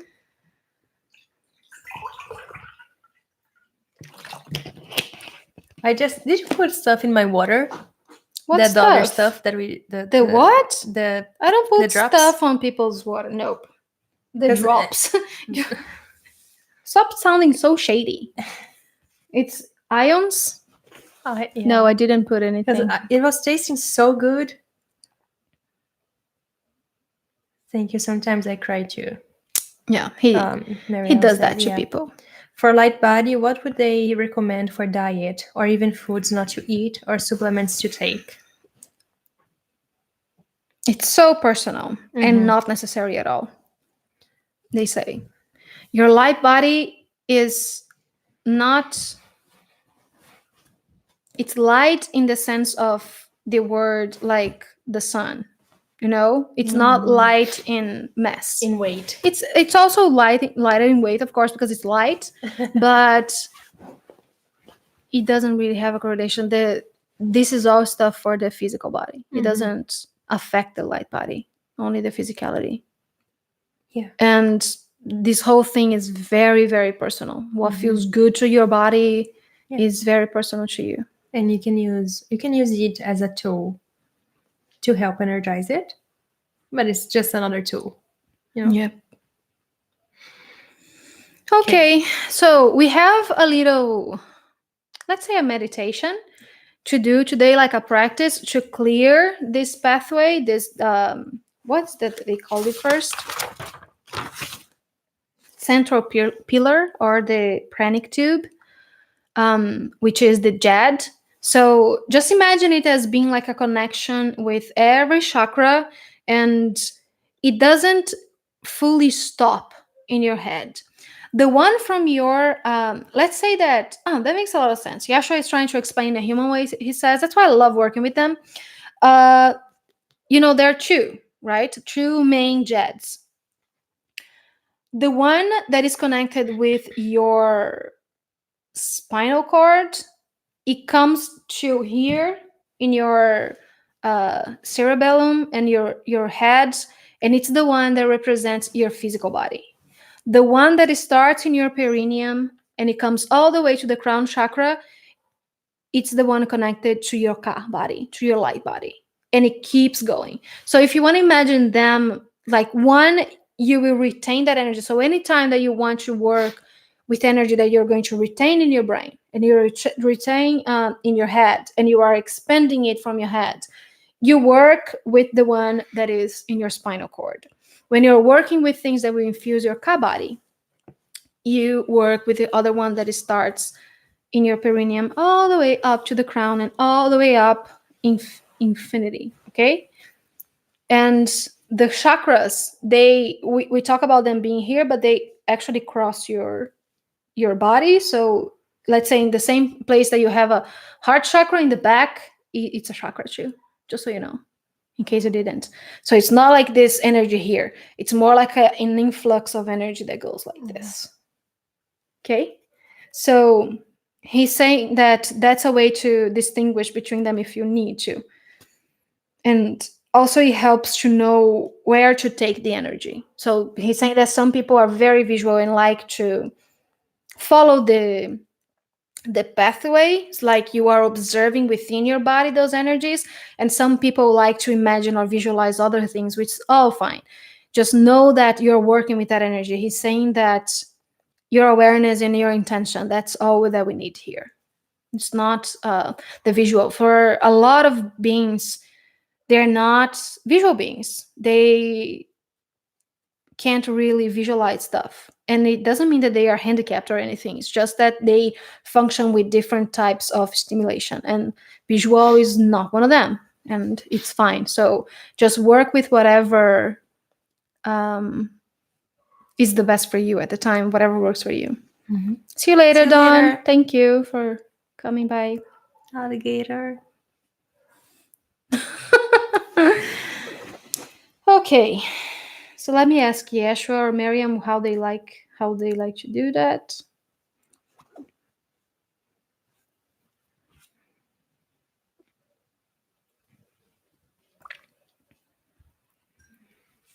Don't put people on a spot like that. Yeshua's so funny. It's telling you to choose. Which one do you want? Mary Magdalene or Yeshua to guide your meditation? Why would you do that to people? Both. Why can't they be both? He version. did like this. Ah, so you do me or Miriam No, the energy of them combined. in my body. Yeah, like the I know. You see? He said, I knew she would say that. Which one do you want to be? So no one wants to answer you. Telling you. I want to be Flavia. What? Flavia. What's Flavia? Me. Oh, your chosen name. Go channel Flavia. Yeah, channel me. Just kidding. No, thank you. I'm looking today. Your hairstyle is quite nice, though. She is. Yeah. I wouldn't be like that by mistake, you know. See, Yeshua? She knows what she's talking about. But they're one. How could we choose Yeshua? Right? Yes. Exactly. The individual energy signature, he says. Flavia channels Mary. It's like we're not even putting her on a spot. Able to finally listen now that it's almost over. The replay would be just as good as though. Yeah. As always, whenever we are channeling Yeshua, we take a tangent every single time, and we talk about something completely different than what we were supposed to talk about. I think I was missing going He does live, that. you know, and just Really? talking about stuff like those. We can do that on Facebook, maybe. Yeah. Okay.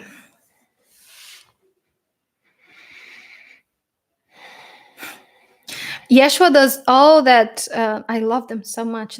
I mean, their relationship's so cute. He's giving room to her. Yes, he does all that thing like, oh, I'm going to be the center of attention and people are going to pick me and I'm going to, create all of this. And then he does like this and she steps in and she goes like queen as she is. He's the guy that goes in the middle of the party and goes, guys, attention, please, attention. Look at my wife. Exactly. So she's the one that is going to be guiding us. He says that she's pointing at this like Magdalena's class here. It's like it's her thing. So Mary Magdalene is going to what? I think I need to pee. What are you saying? I was just laughing. But every time you laugh, we think that of her. No, because of what you said, the Magdalena's class. I was just complimenting. Okay. Guys, give me a second. The yes, mic. Flavia's gonna be here singing for you, but you won't be able to hear because it's gonna be muted, so you can hear me pee, which will be awful. I'm gonna choose a song. Okay, just a second. Be right back.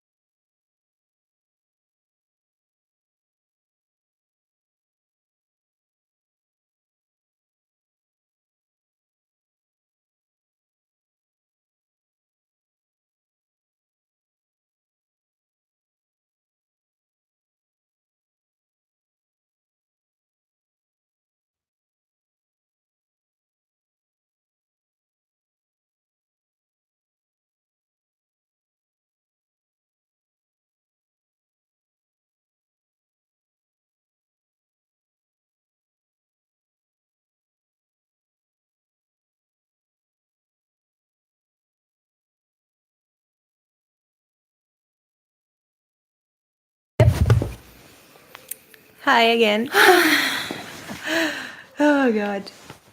That any face is gonna be an amazing screenshot. Yeah. Well, David, I'm gonna delete this class. Oh, she actually did mute it. Yeah. Yeah, because the bathroom is very close. Yeah. won the contest with no competition needed. Yeah, if there's competition, I have no chance singing.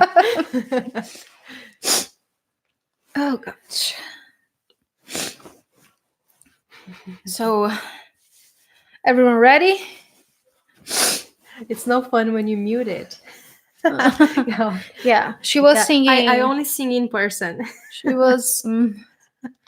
Tell people that. I only sing what? I'm not saying anything. Okay. I was asking if everyone is ready for the little meditation.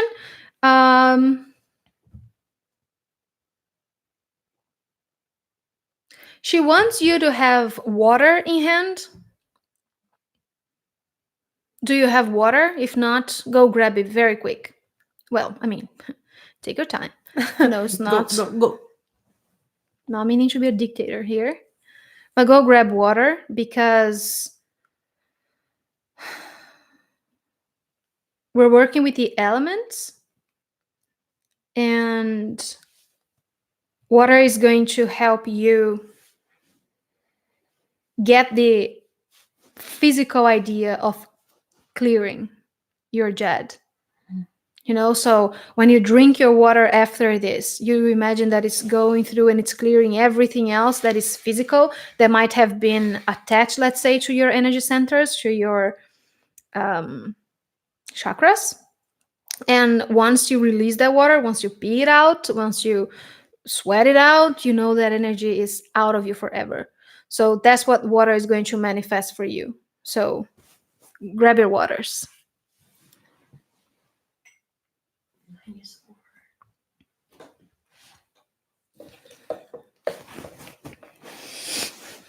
I thought I was gonna do this awake, but I'm probably gonna get into trance.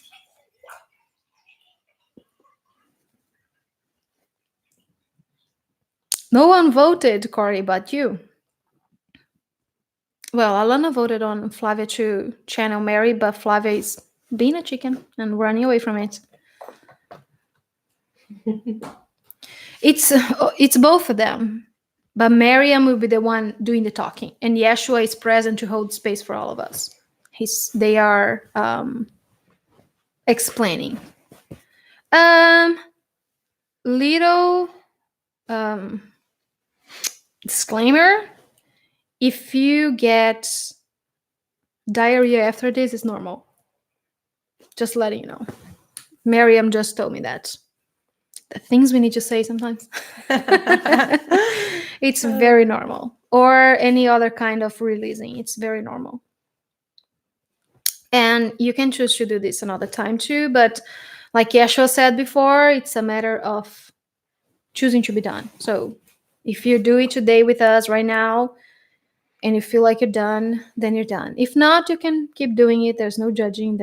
Everything is great. Everything is awesome. Flavia was singing that too.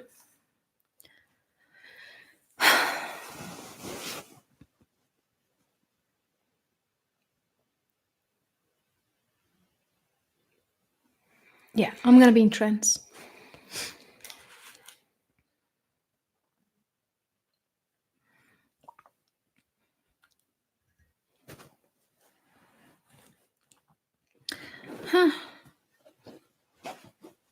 If they have any questions for her, she's saying that she'll answer. Okay. Before or after? Before. For like 10 minutes. If anyone has any questions they haven't asked, that they want to ask to her directly. A little background. Mary Magdalene is one of Isis' priestesses, and she's a very powerful one, and she would initiate other beings also, and she still does that clearly with us. So any questions related to alchemy, for some reason she just wanted to say that, and she keeps pointing to you, Flavia, and I tell her that you rarely have any questions, but I don't know, things that they want me to say sometimes makes no sense, like you have anything to say to her or to guide her into saying something from, I don't know, just feel free. She'll take like 10 minutes to do whatever, like passing a message through. I don't know. And then we're gonna do the practice. Just Yeah. giving you I the see nothing else on Patreon, so very good God is on my poop. I love that. there. Okay, guys, so see you soon. Bye bye.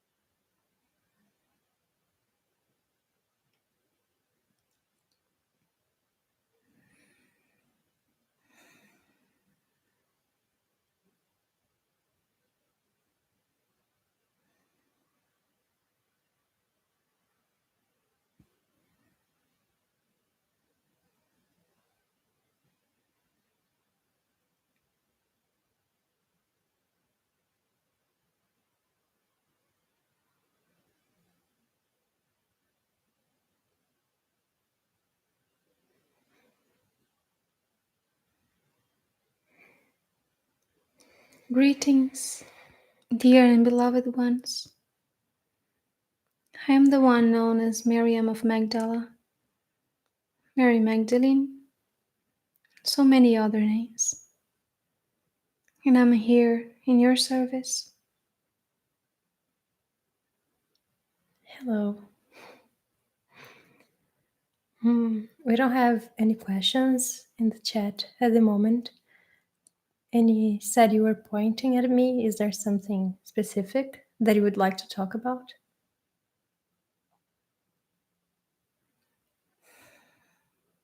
There's always much to talk about if one is ready to receive. There's always so much to think about if one is wishing to play that way. And there's always so much to feel if one is open. As I said, I'm here in your service.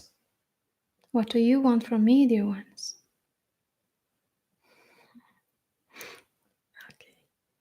Okay, thank you.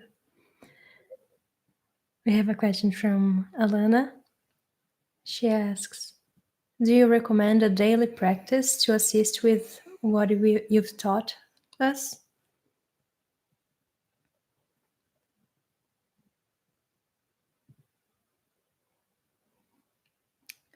How can I recommend to another God anything at all? How can I advise God when God is the wisest? And also when God is not really into the knowing with the head. God feels. So if I can recommend anything, it is feeling deeply, honoring that. Honor your feelings. Dive into them. Let them drive you. And then, once you've had enough playing with them, transmute them. Change them. Make them anew. Create. And that's what we're talking about today. So if you like the discipline of daily practices, if it's beneficial for you, then choose one. For some beings, it gets really boring to have something that they feel like they have to do every day.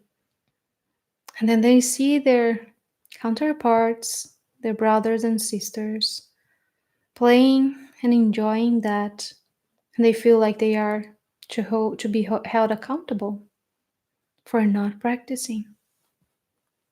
What if I tell you that God is in within each breath, whether you are aware of it or not, whether you're playing with it or not? God never ceased to create. When I say God, I mean God within you. So, how does your God want to play today?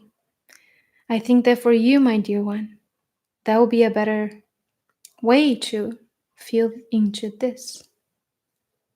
You can wake up and ask your own God, how do I want to play today? Instead of having something that keeps dragging you down into more guilt and more shame towards yourself. Every practice, when done with awareness, is a sacred one. If it's picking flowers, if it's just sitting and listening to the birds chiming, if it's reading a book, cooking a meal. So many mothers feel that, and I can relate. When you cook a meal for your children, it's a blessing, it's a practice. When you cook a meal for yourself, for your loved ones, daily chores, you can make everything into a sacred practice. The only thing here that plays a very crucial part is your awareness, your intention, your perception, and that you can always choose.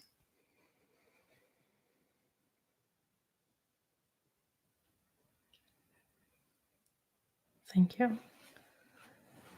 From Kavita, how can we unblock the granti?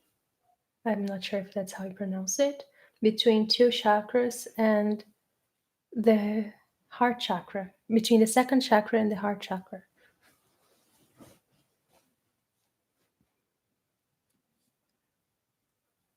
There are so many practices, dear one, such as the one that we are teaching today, that helps you become aware that such block is a conception of the human creation. So your mind is telling you that it's blocked. You created a perceived block so you could experience with it. And once you're done, you can simply ask it to be removed by whatever means you feel necessary. Sometimes it's a conversation with that energy center itself. Everything in you has a consciousness. Every single cell, every energy center, every part of your body, every organ, they listen and they feel. So you can talk to that part of yourself. And if you feel like you need help from your soul perceived spirit guides, you can invite us. You can invite whoever you feel like sharing this with. And you can ask them to remove the perceived block. And I'll tell you that the block is not in that physical area. It mostly is simply in your mind and the limitations that you create for yourself within this dream. What we aim to do with alchemy is remove those limitations that you created for yourself. Most accurately, we remove the perception that you could ever be limited. And that's the final step. So you know that you're one with all. How could God decide having a body and the body is not fully divine, whole and perfect? God likes playing. God is very creative. And God creates all sorts of tools, such as the mind and the ego, to spice things up a bit, if you might. You might choose to pay attention to those things, and they become suffering, because you know that's not your nature. Your nature is free, limitless.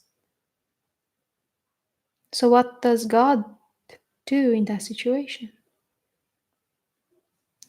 God sounds, speak, sing. That's the best way to move that energy, dear one.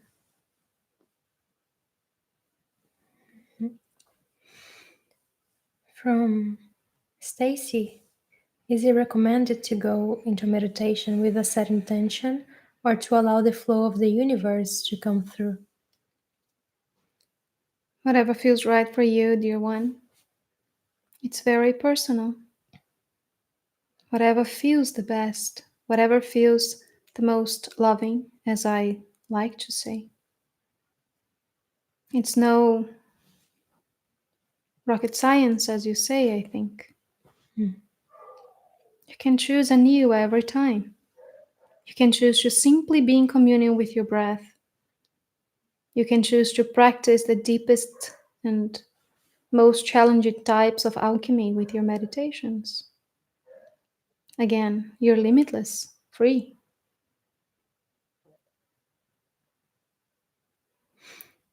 From Erica, was there a fun practice or ceremony you liked to do to clear the Djed during your circle when you were in a bar in a body? As women, we would use our periods to do that clearing every month.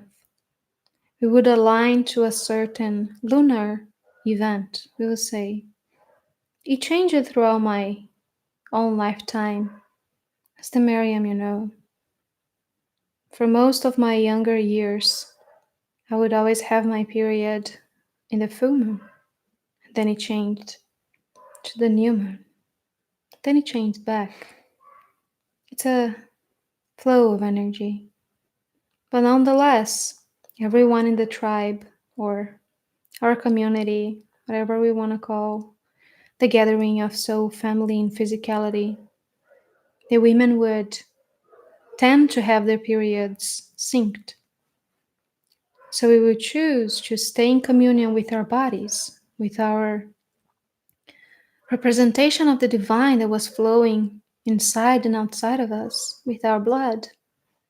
And we will use that period of time to become fully aware of our own goddess, our own divinity, our own beautiful expression of the divine on earth.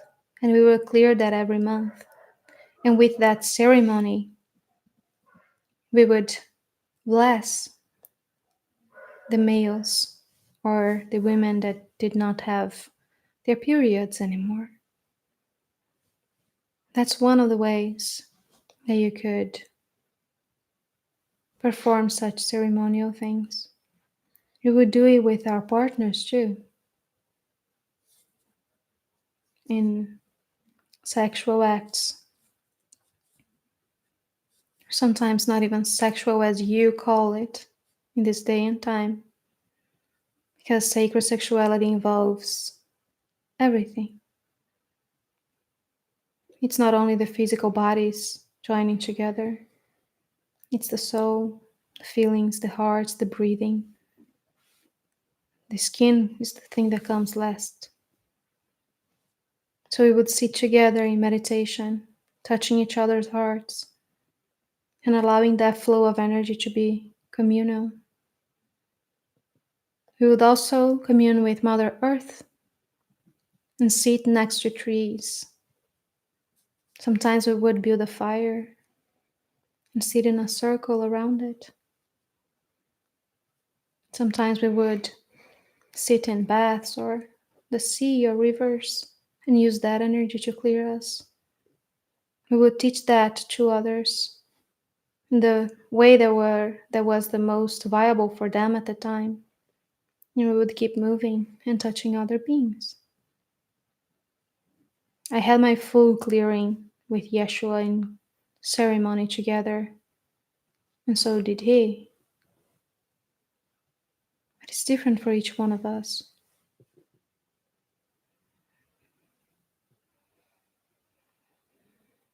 From Eva, Mary Magdalene, I can't seem to recover my throat and chest from recent cold. Would you have any advice on that? Warmth, dear one. You need more fire. You think you're fiery enough because the fire is coming out different ways. Instead of you using it in your body, you're trying to let it out, and you're bothered by your fire. So your chest and your throat, they need more warmth from within you. So however you want to choose to experience that, even if it's just putting a scarf around your neck, sitting in meditation with that intention, drinking more hot tea, you help. But it's a communion with your fire that is required here.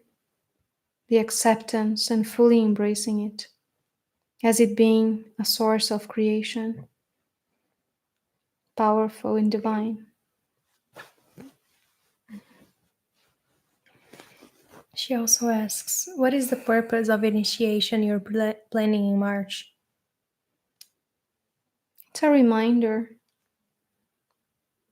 that we are on this path together. Our dear Isis will speak more of it when it's time. I think we're ready for our little ceremony of today, dear one. What do you think? Okay, thank you. Yeah, we have only one last question if you'd like to go to. Okay. From Julie, she asks, do these initiations that we receive assist us in our other multidimensional timelines? If you are aligned with the frequency, yes. Thank you, that's all. Okay. So I would like everyone to have their glass of waters in front of them and just sit comfortably or lay down and have your spine erect. Make sure that you feel comfortable when you're sitting or you're laying, but it's also important to have an alignment with your spine. So take a second to do that. You too, dear one. Mm-hmm.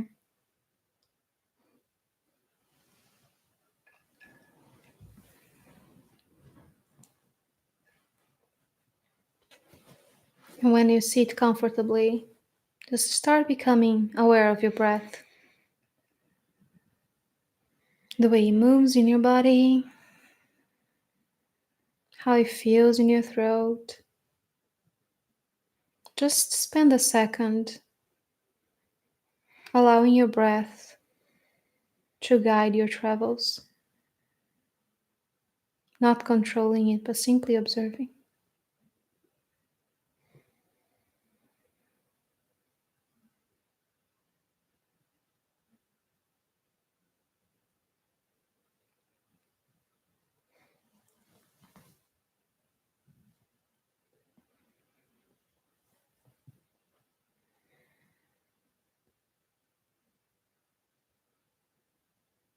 And if your mind ventures, simply observe that you. It's okay.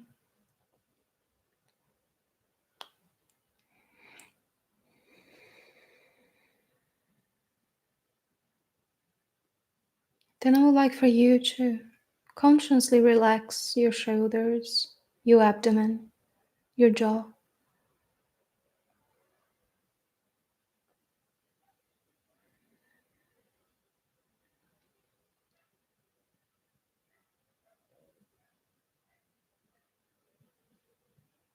And just keep breathing, present in this moment.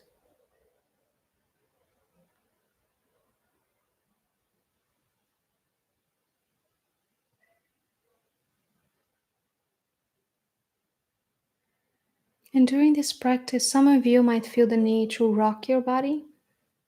It's okay, it happens. You might get shiverings and trembling. It's okay too. Don't restrict your body.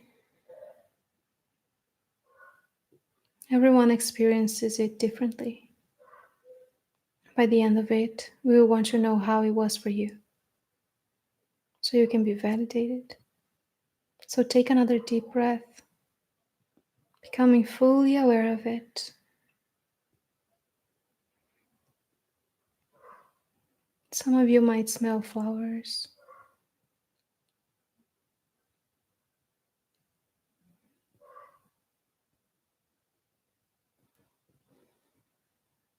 Just let the breath flow.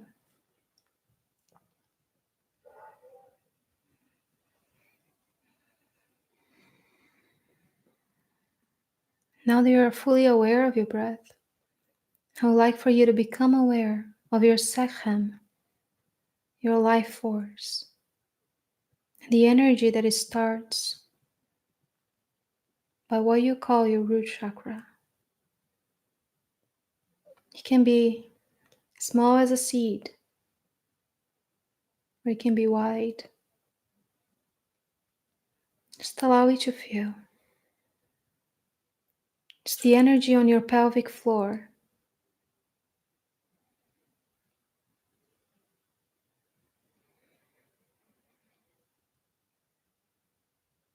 Just feel how it feels and how it expresses itself for you. And if in any given moment you feel like you need to realign your spine, please do.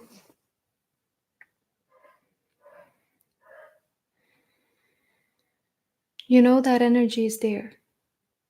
Sometimes you call it sexual energy or kundalini or prana. Doesn't matter what we call it, only what we feel.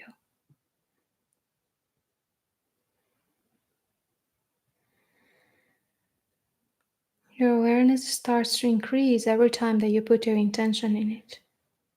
So right now I would like for you to set the intention to connect with that energy, your sacred source of life force.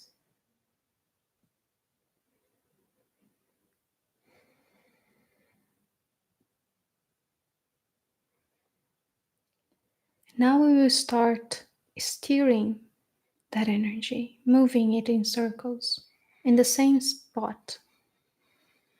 So down in your pelvic floor, in your perineum is what you call it now, in between your genitalia and your anus. That's where the energy starts in your physical body. I'd like for you to start stirring that energy and moving it. It's like you're mixing a cauldron with that energy in it.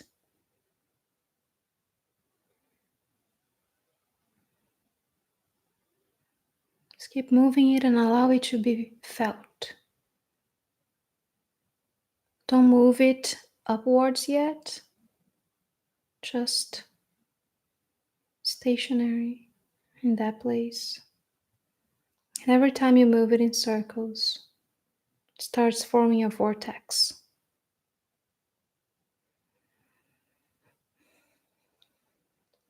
So take another deep breath. And as you're aware of that energy, realign your spine.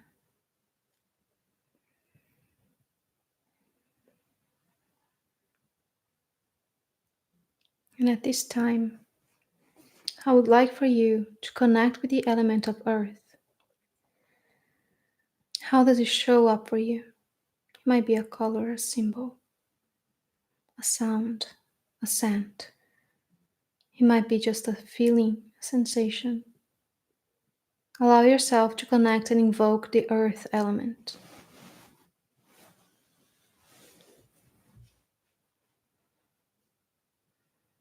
And bring that element into your vortex and allow it to help you stir it. and become one with your sacrum.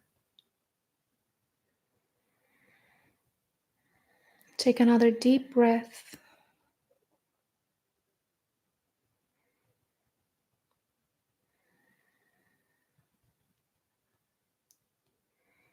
Now we will invoke the element of air.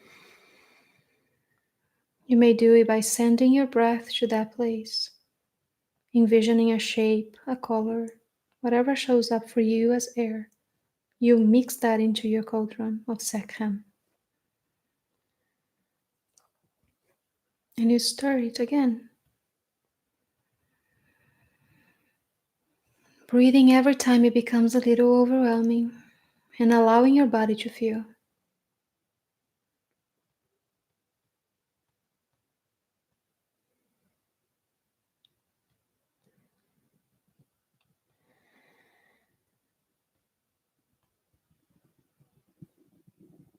Then we will invoke the element of water,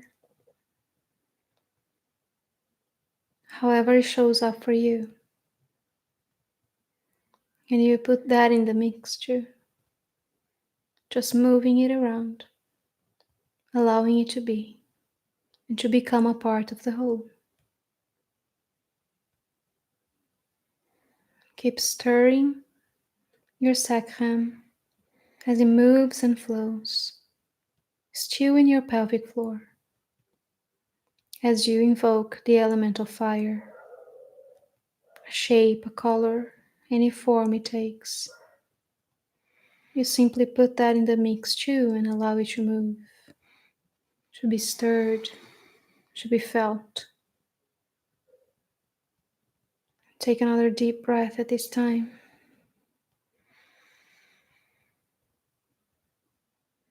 Allow your body to feel. Give it permission to feel.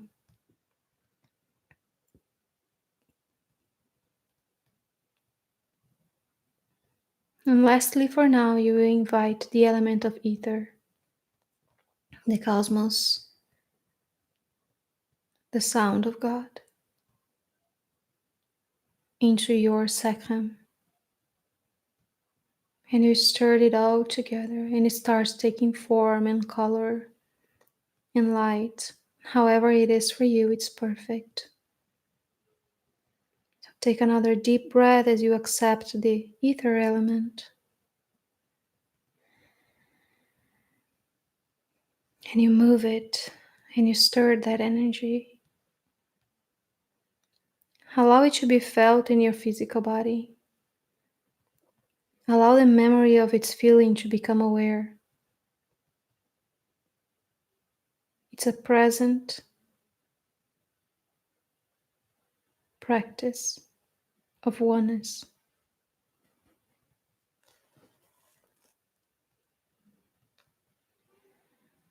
Realign your spine if you need to. Take another deep breath. And the next time that you stir that energy, you start bringing it up through your Djed, your pranic tube, your column, and you bring it through your root chakra. And every time it reaches a chakra, it expands it. It makes it burst into 1,000 beautiful stars, a universe of God.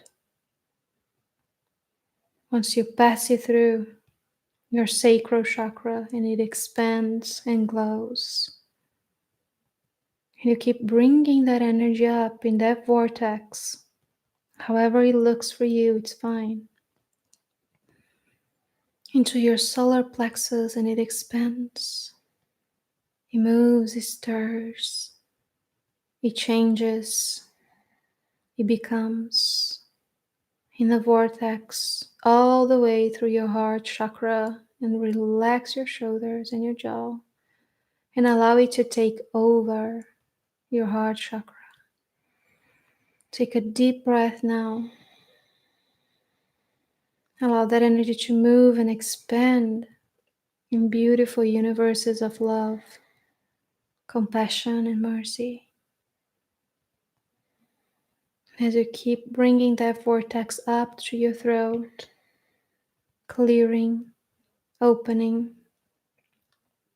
transforming, expanding, bring it up to your third eye. And you move and it expands and it opens, becomes one with all. And then you shoot it up to your crown chakra and you start it in the top of your head. Don't release it to the outside of your physicality. Keep it in the top of your head and stir that energy. Feel how it feels after you reached each energy center. Allow it to be. Allow the top of your head to be the focus of your attention. And once you take the next deep breath, you expand that energy throughout your whole auric field. And you start feeling that energy in every cell of your body. Take another deep breath. If the body is overwhelmed, just keep breathing.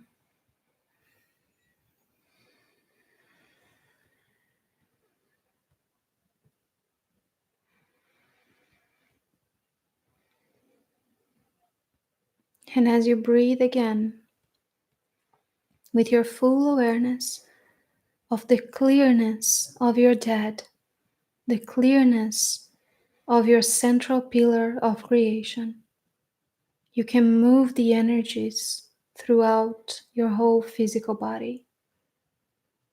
In every perceived block, you can pinpoint it, you can touch it, you can grab it, and you can let it go. You can pull it out.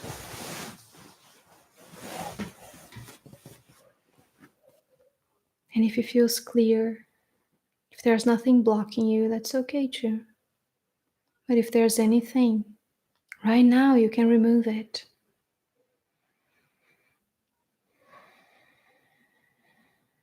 You can thank it, honor it, and let it go.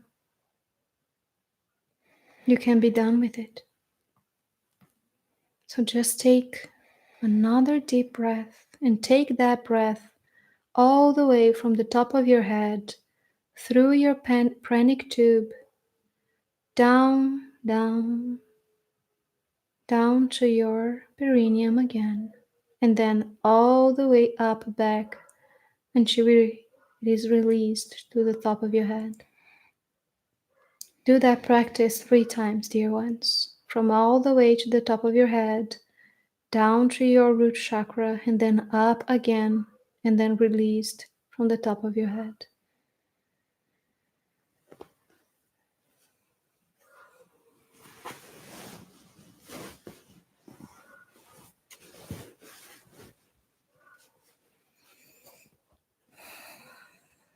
Take a deep breath, dear ones.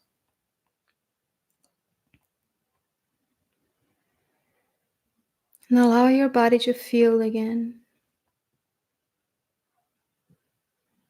Allow that feeling in your body, that sensation in your body, to become a tool to remind you of that clearing, to remind you of your Sekhem, to remind you of your power. If you wish to, you can make it into a symbol. You can make it into a sacred shape, a token. So every time that you need to feel that again, that's all you need to do. You invoke that token, and it brings you to this exact moment of clearing, of freedom, bliss, and power. So as you take your next breath, I would like for you to relax your body and tell your body that you're present. You're present here and now with it. I am present with you here and now. And I would like for you to tell your body that you love it. Even if in your mind you don't really mean it right now, it's okay. Tell your body you love it. And if you're feeling any discomfort, tell your body it's okay. It's okay to feel. Take another deep breath, dear ones.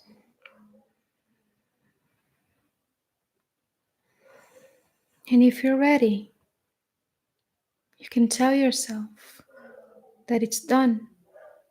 And so it is. If you aren't ready, it's also okay. You are allowed. You are free. You're God.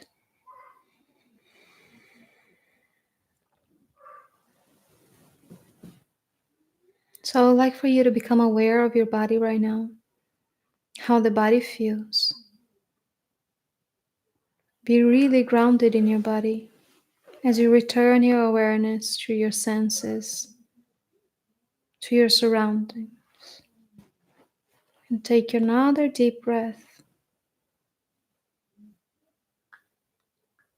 And I would like for you to raise your dominant hand. You don't need to open your eyes, just raise your hand. And know that right now you are infusing your water with the blessings of the divine, with the clearing, the detoxing of all of your energy centers. That water is forever blessed. It will go through your body, and once it's done with your body, it will continue to bless everything it touches, because that's what God does. It's done, and so it is. So when you're ready, return your awareness, open your eyes, and enjoy this feeling, dear ones. Thank you for doing this ceremony with us. We love you. I am Miriam. I am you. I'll see you soon.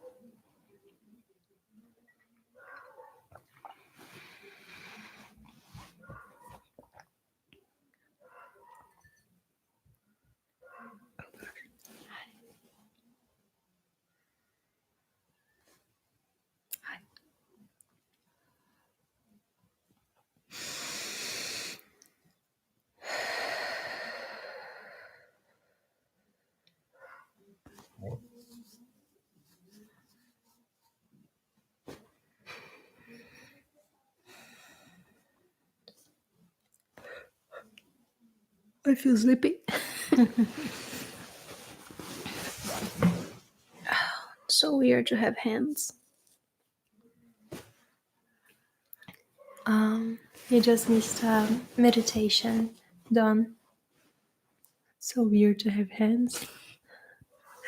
Did I say that out loud? Oh, yeah. I feel so powerful. Same That's for awesome. me, yes. Also nauseous. I feel relief.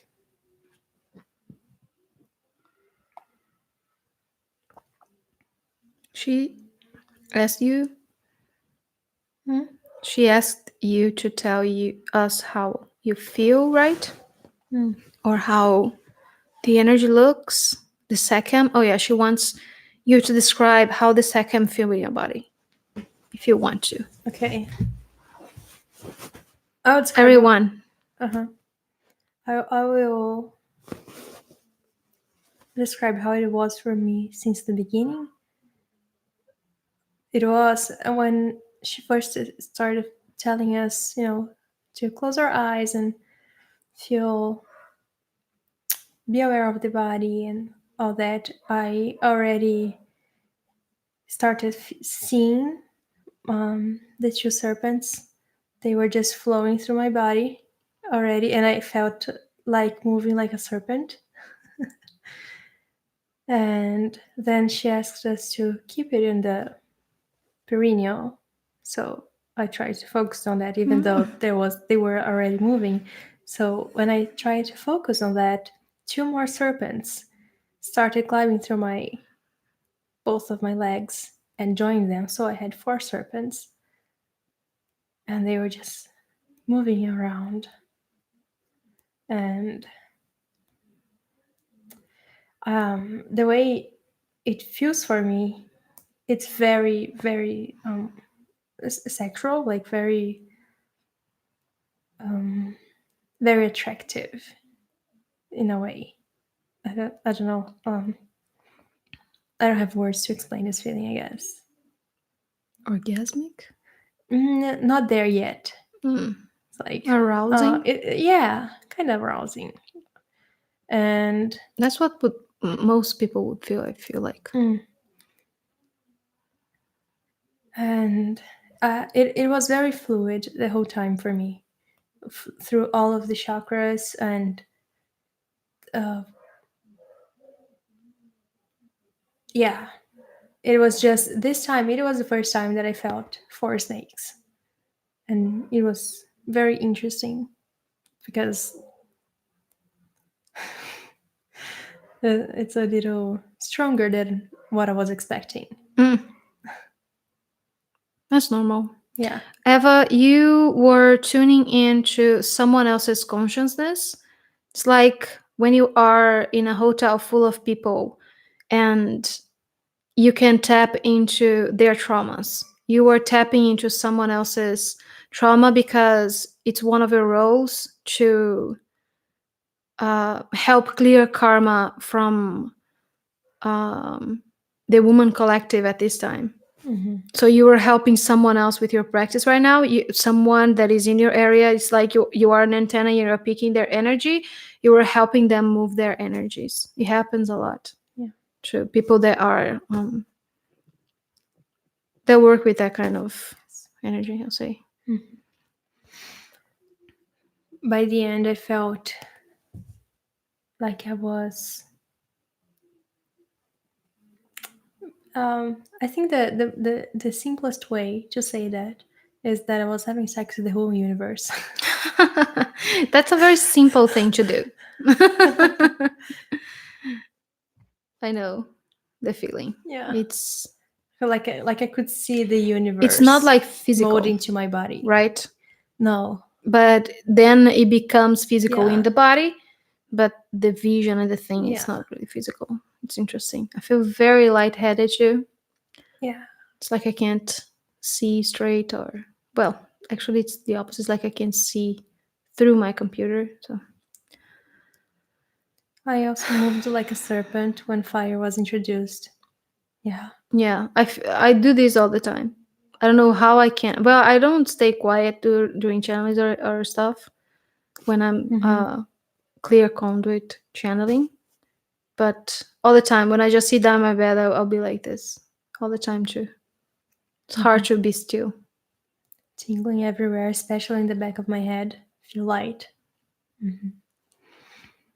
I heard my heartbeat so loudly doing this. It's very cool, guys. Something interesting that happened was that right before, like the second before she started talking, I felt it stronger than, because I always feel when they, get it into you. But this They take over. Yeah, I'm gonna even watch back because I'm like, like no, it's there. It's like yeah, like you almost let her take your body. Yeah. That would have been fun for me. Right? Imagine you wake up like what's and I'm happening? talking. Yeah, that would be cool. I'm also tingling and lightheaded. The bottom of my spine Has been hurting. No, That's awesome. Awesome. I was moving too. Yeah, I did that a lot too.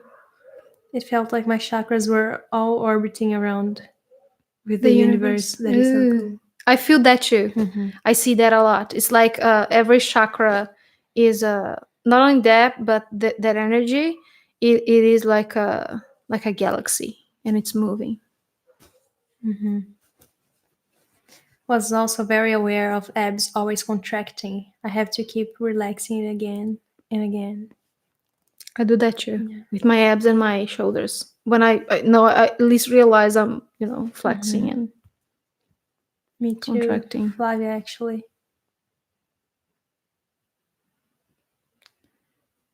I feel tingling pulsing at the root chakra and the color purple. Purple. My stomach was gassy, and then I started to burp. Jeez, yeah, it happens to me all the time. It's like whatever was stuck, it becomes gas, and it feels like it's stuck in my belly. It's weird. I used to feel it way more, but it still happens sometimes. Yeshua says that our intestines they hold emotional pain, and sometimes we just need to release it. So that's why sometimes people get diarrhea after channelings, for example, Yeah. or healings and stuff, detox. I have to mold the energy out of a bit during the practice. Yeah. Yeah, It it helps helps release. with doing anything vocal. Mm-hmm. In the beginning, there was a lot of energetic tapping on my forehead. That's cool. Yeah, I had a little bit too here. I think I even scratched it a little bit. I was burping a lot too. I thought that wasn't related, but I see that could happen too. Yes. Yeah. So drink your whole water Mm-hmm. and just know that it's clearing everything. Yeah. Even if you're not aware, if you are aware, like when you're peeing, it's like, oh, it's coming out. You can do like another ceremonial awareness again. It's like, thank you, bye. But even if you don't remember, let's say when you pee, it's okay. It's the water is helping wash any toxins out. Mm-hmm. I drew a symbol when she was talking about creating a symbol for this practice. That's awesome. I'm starting to see a symbol now I turning. have nothing to draw here. It looks a little like a little okay, a Okay. little like a swastika, but it has more branches. Let's say Mm-hmm. instead of only It's four. a Celtic symbol, she Yeah, says. I see it. I had to pee immediately. I have to pee already again. It happens every time Yeah, I'm I have to channeling. pee too. Diarrhea. I'm at work. Oh, Ooh. best investment we ever did was this spray that you spray in the toilet, and there's no smell. There's nothing. So I highly recommend. I have a symbol too. And if I think about it, it brings me back to that state. I think that's what she meant, right? Mm. She was kind of doing it with my body as I Yes. was, but it's like I'm standing in the back every time. It's like I'm here, like my awareness is here somewhere. It's not like I have my eyes or, Yeah. but I can't explain. Yes, Joffrey, you can use the Djed or Djed symbol. Yes. I felt my chakras spinning and my body swirling. Yeah. I feel that too. Every time I read this word swirling, I think of ice cream. I don't know. Mine was several circles inside of themselves. I don't like that. That's cool. It's kind of how I see the galaxy. Mm. I was talking about. Yeah. Mine, as there were the four snakes, they were kind of braid. Is this the thing? That, yeah, like Celtic too, she says. Yeah. Yeah, I saw one of the Celtic symbols that I felt every element very differently when adding them to the mix. Mm-hmm. She's saying that it was a practice to help you become aware of those elements in your body too. But we are going to dive deeper with that in the next ceremonies that we do, in the healing ceremonies. We are going to dive deeper. Mm-hmm. Pupuri. Yeah, that's the name of the thing. Yeah, Uh, oh, how interesting, because I read the name today, because this one Mhm. that we bought, and I was like, "What is this? Reminds me of something." And then I read it again. I'm like, "This reminds me of something." It was like a deja vu, but because I didn't know what it was.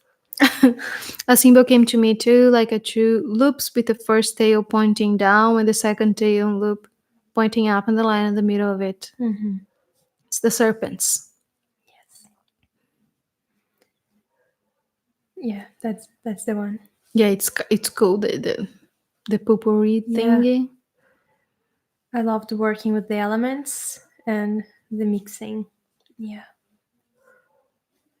It's very cool. I love how everyone Mm-hmm. experiences it, differently and so powerful. I think we should go because Yeah. I'm I'm so hungry. not fully here. Gonna cook. Miriam says I should eat, but I'm not hungry. Yeah. But I should eat. Um. Yeah. So thank you guys. We'll see you after tomorrow for the Sophia Dragons channeling. Yes. It's gonna be fun. It's gonna be fun. I don't think it's gonna be a trance channeling. I'm not sure yet, but I don't think it's gonna be a trance channeling. Not sure, but let's see what Yeah. happens. We will just see in the day. It changes every time. So thank you very much. Everyone is kind of guessing. The Yeah. experiencing guessing in different ways. Thank you guys. We love you. See you very So much. soon. Yeah. Thank you so much for your support. And yep. Yeah. Bye. Love you. Bye.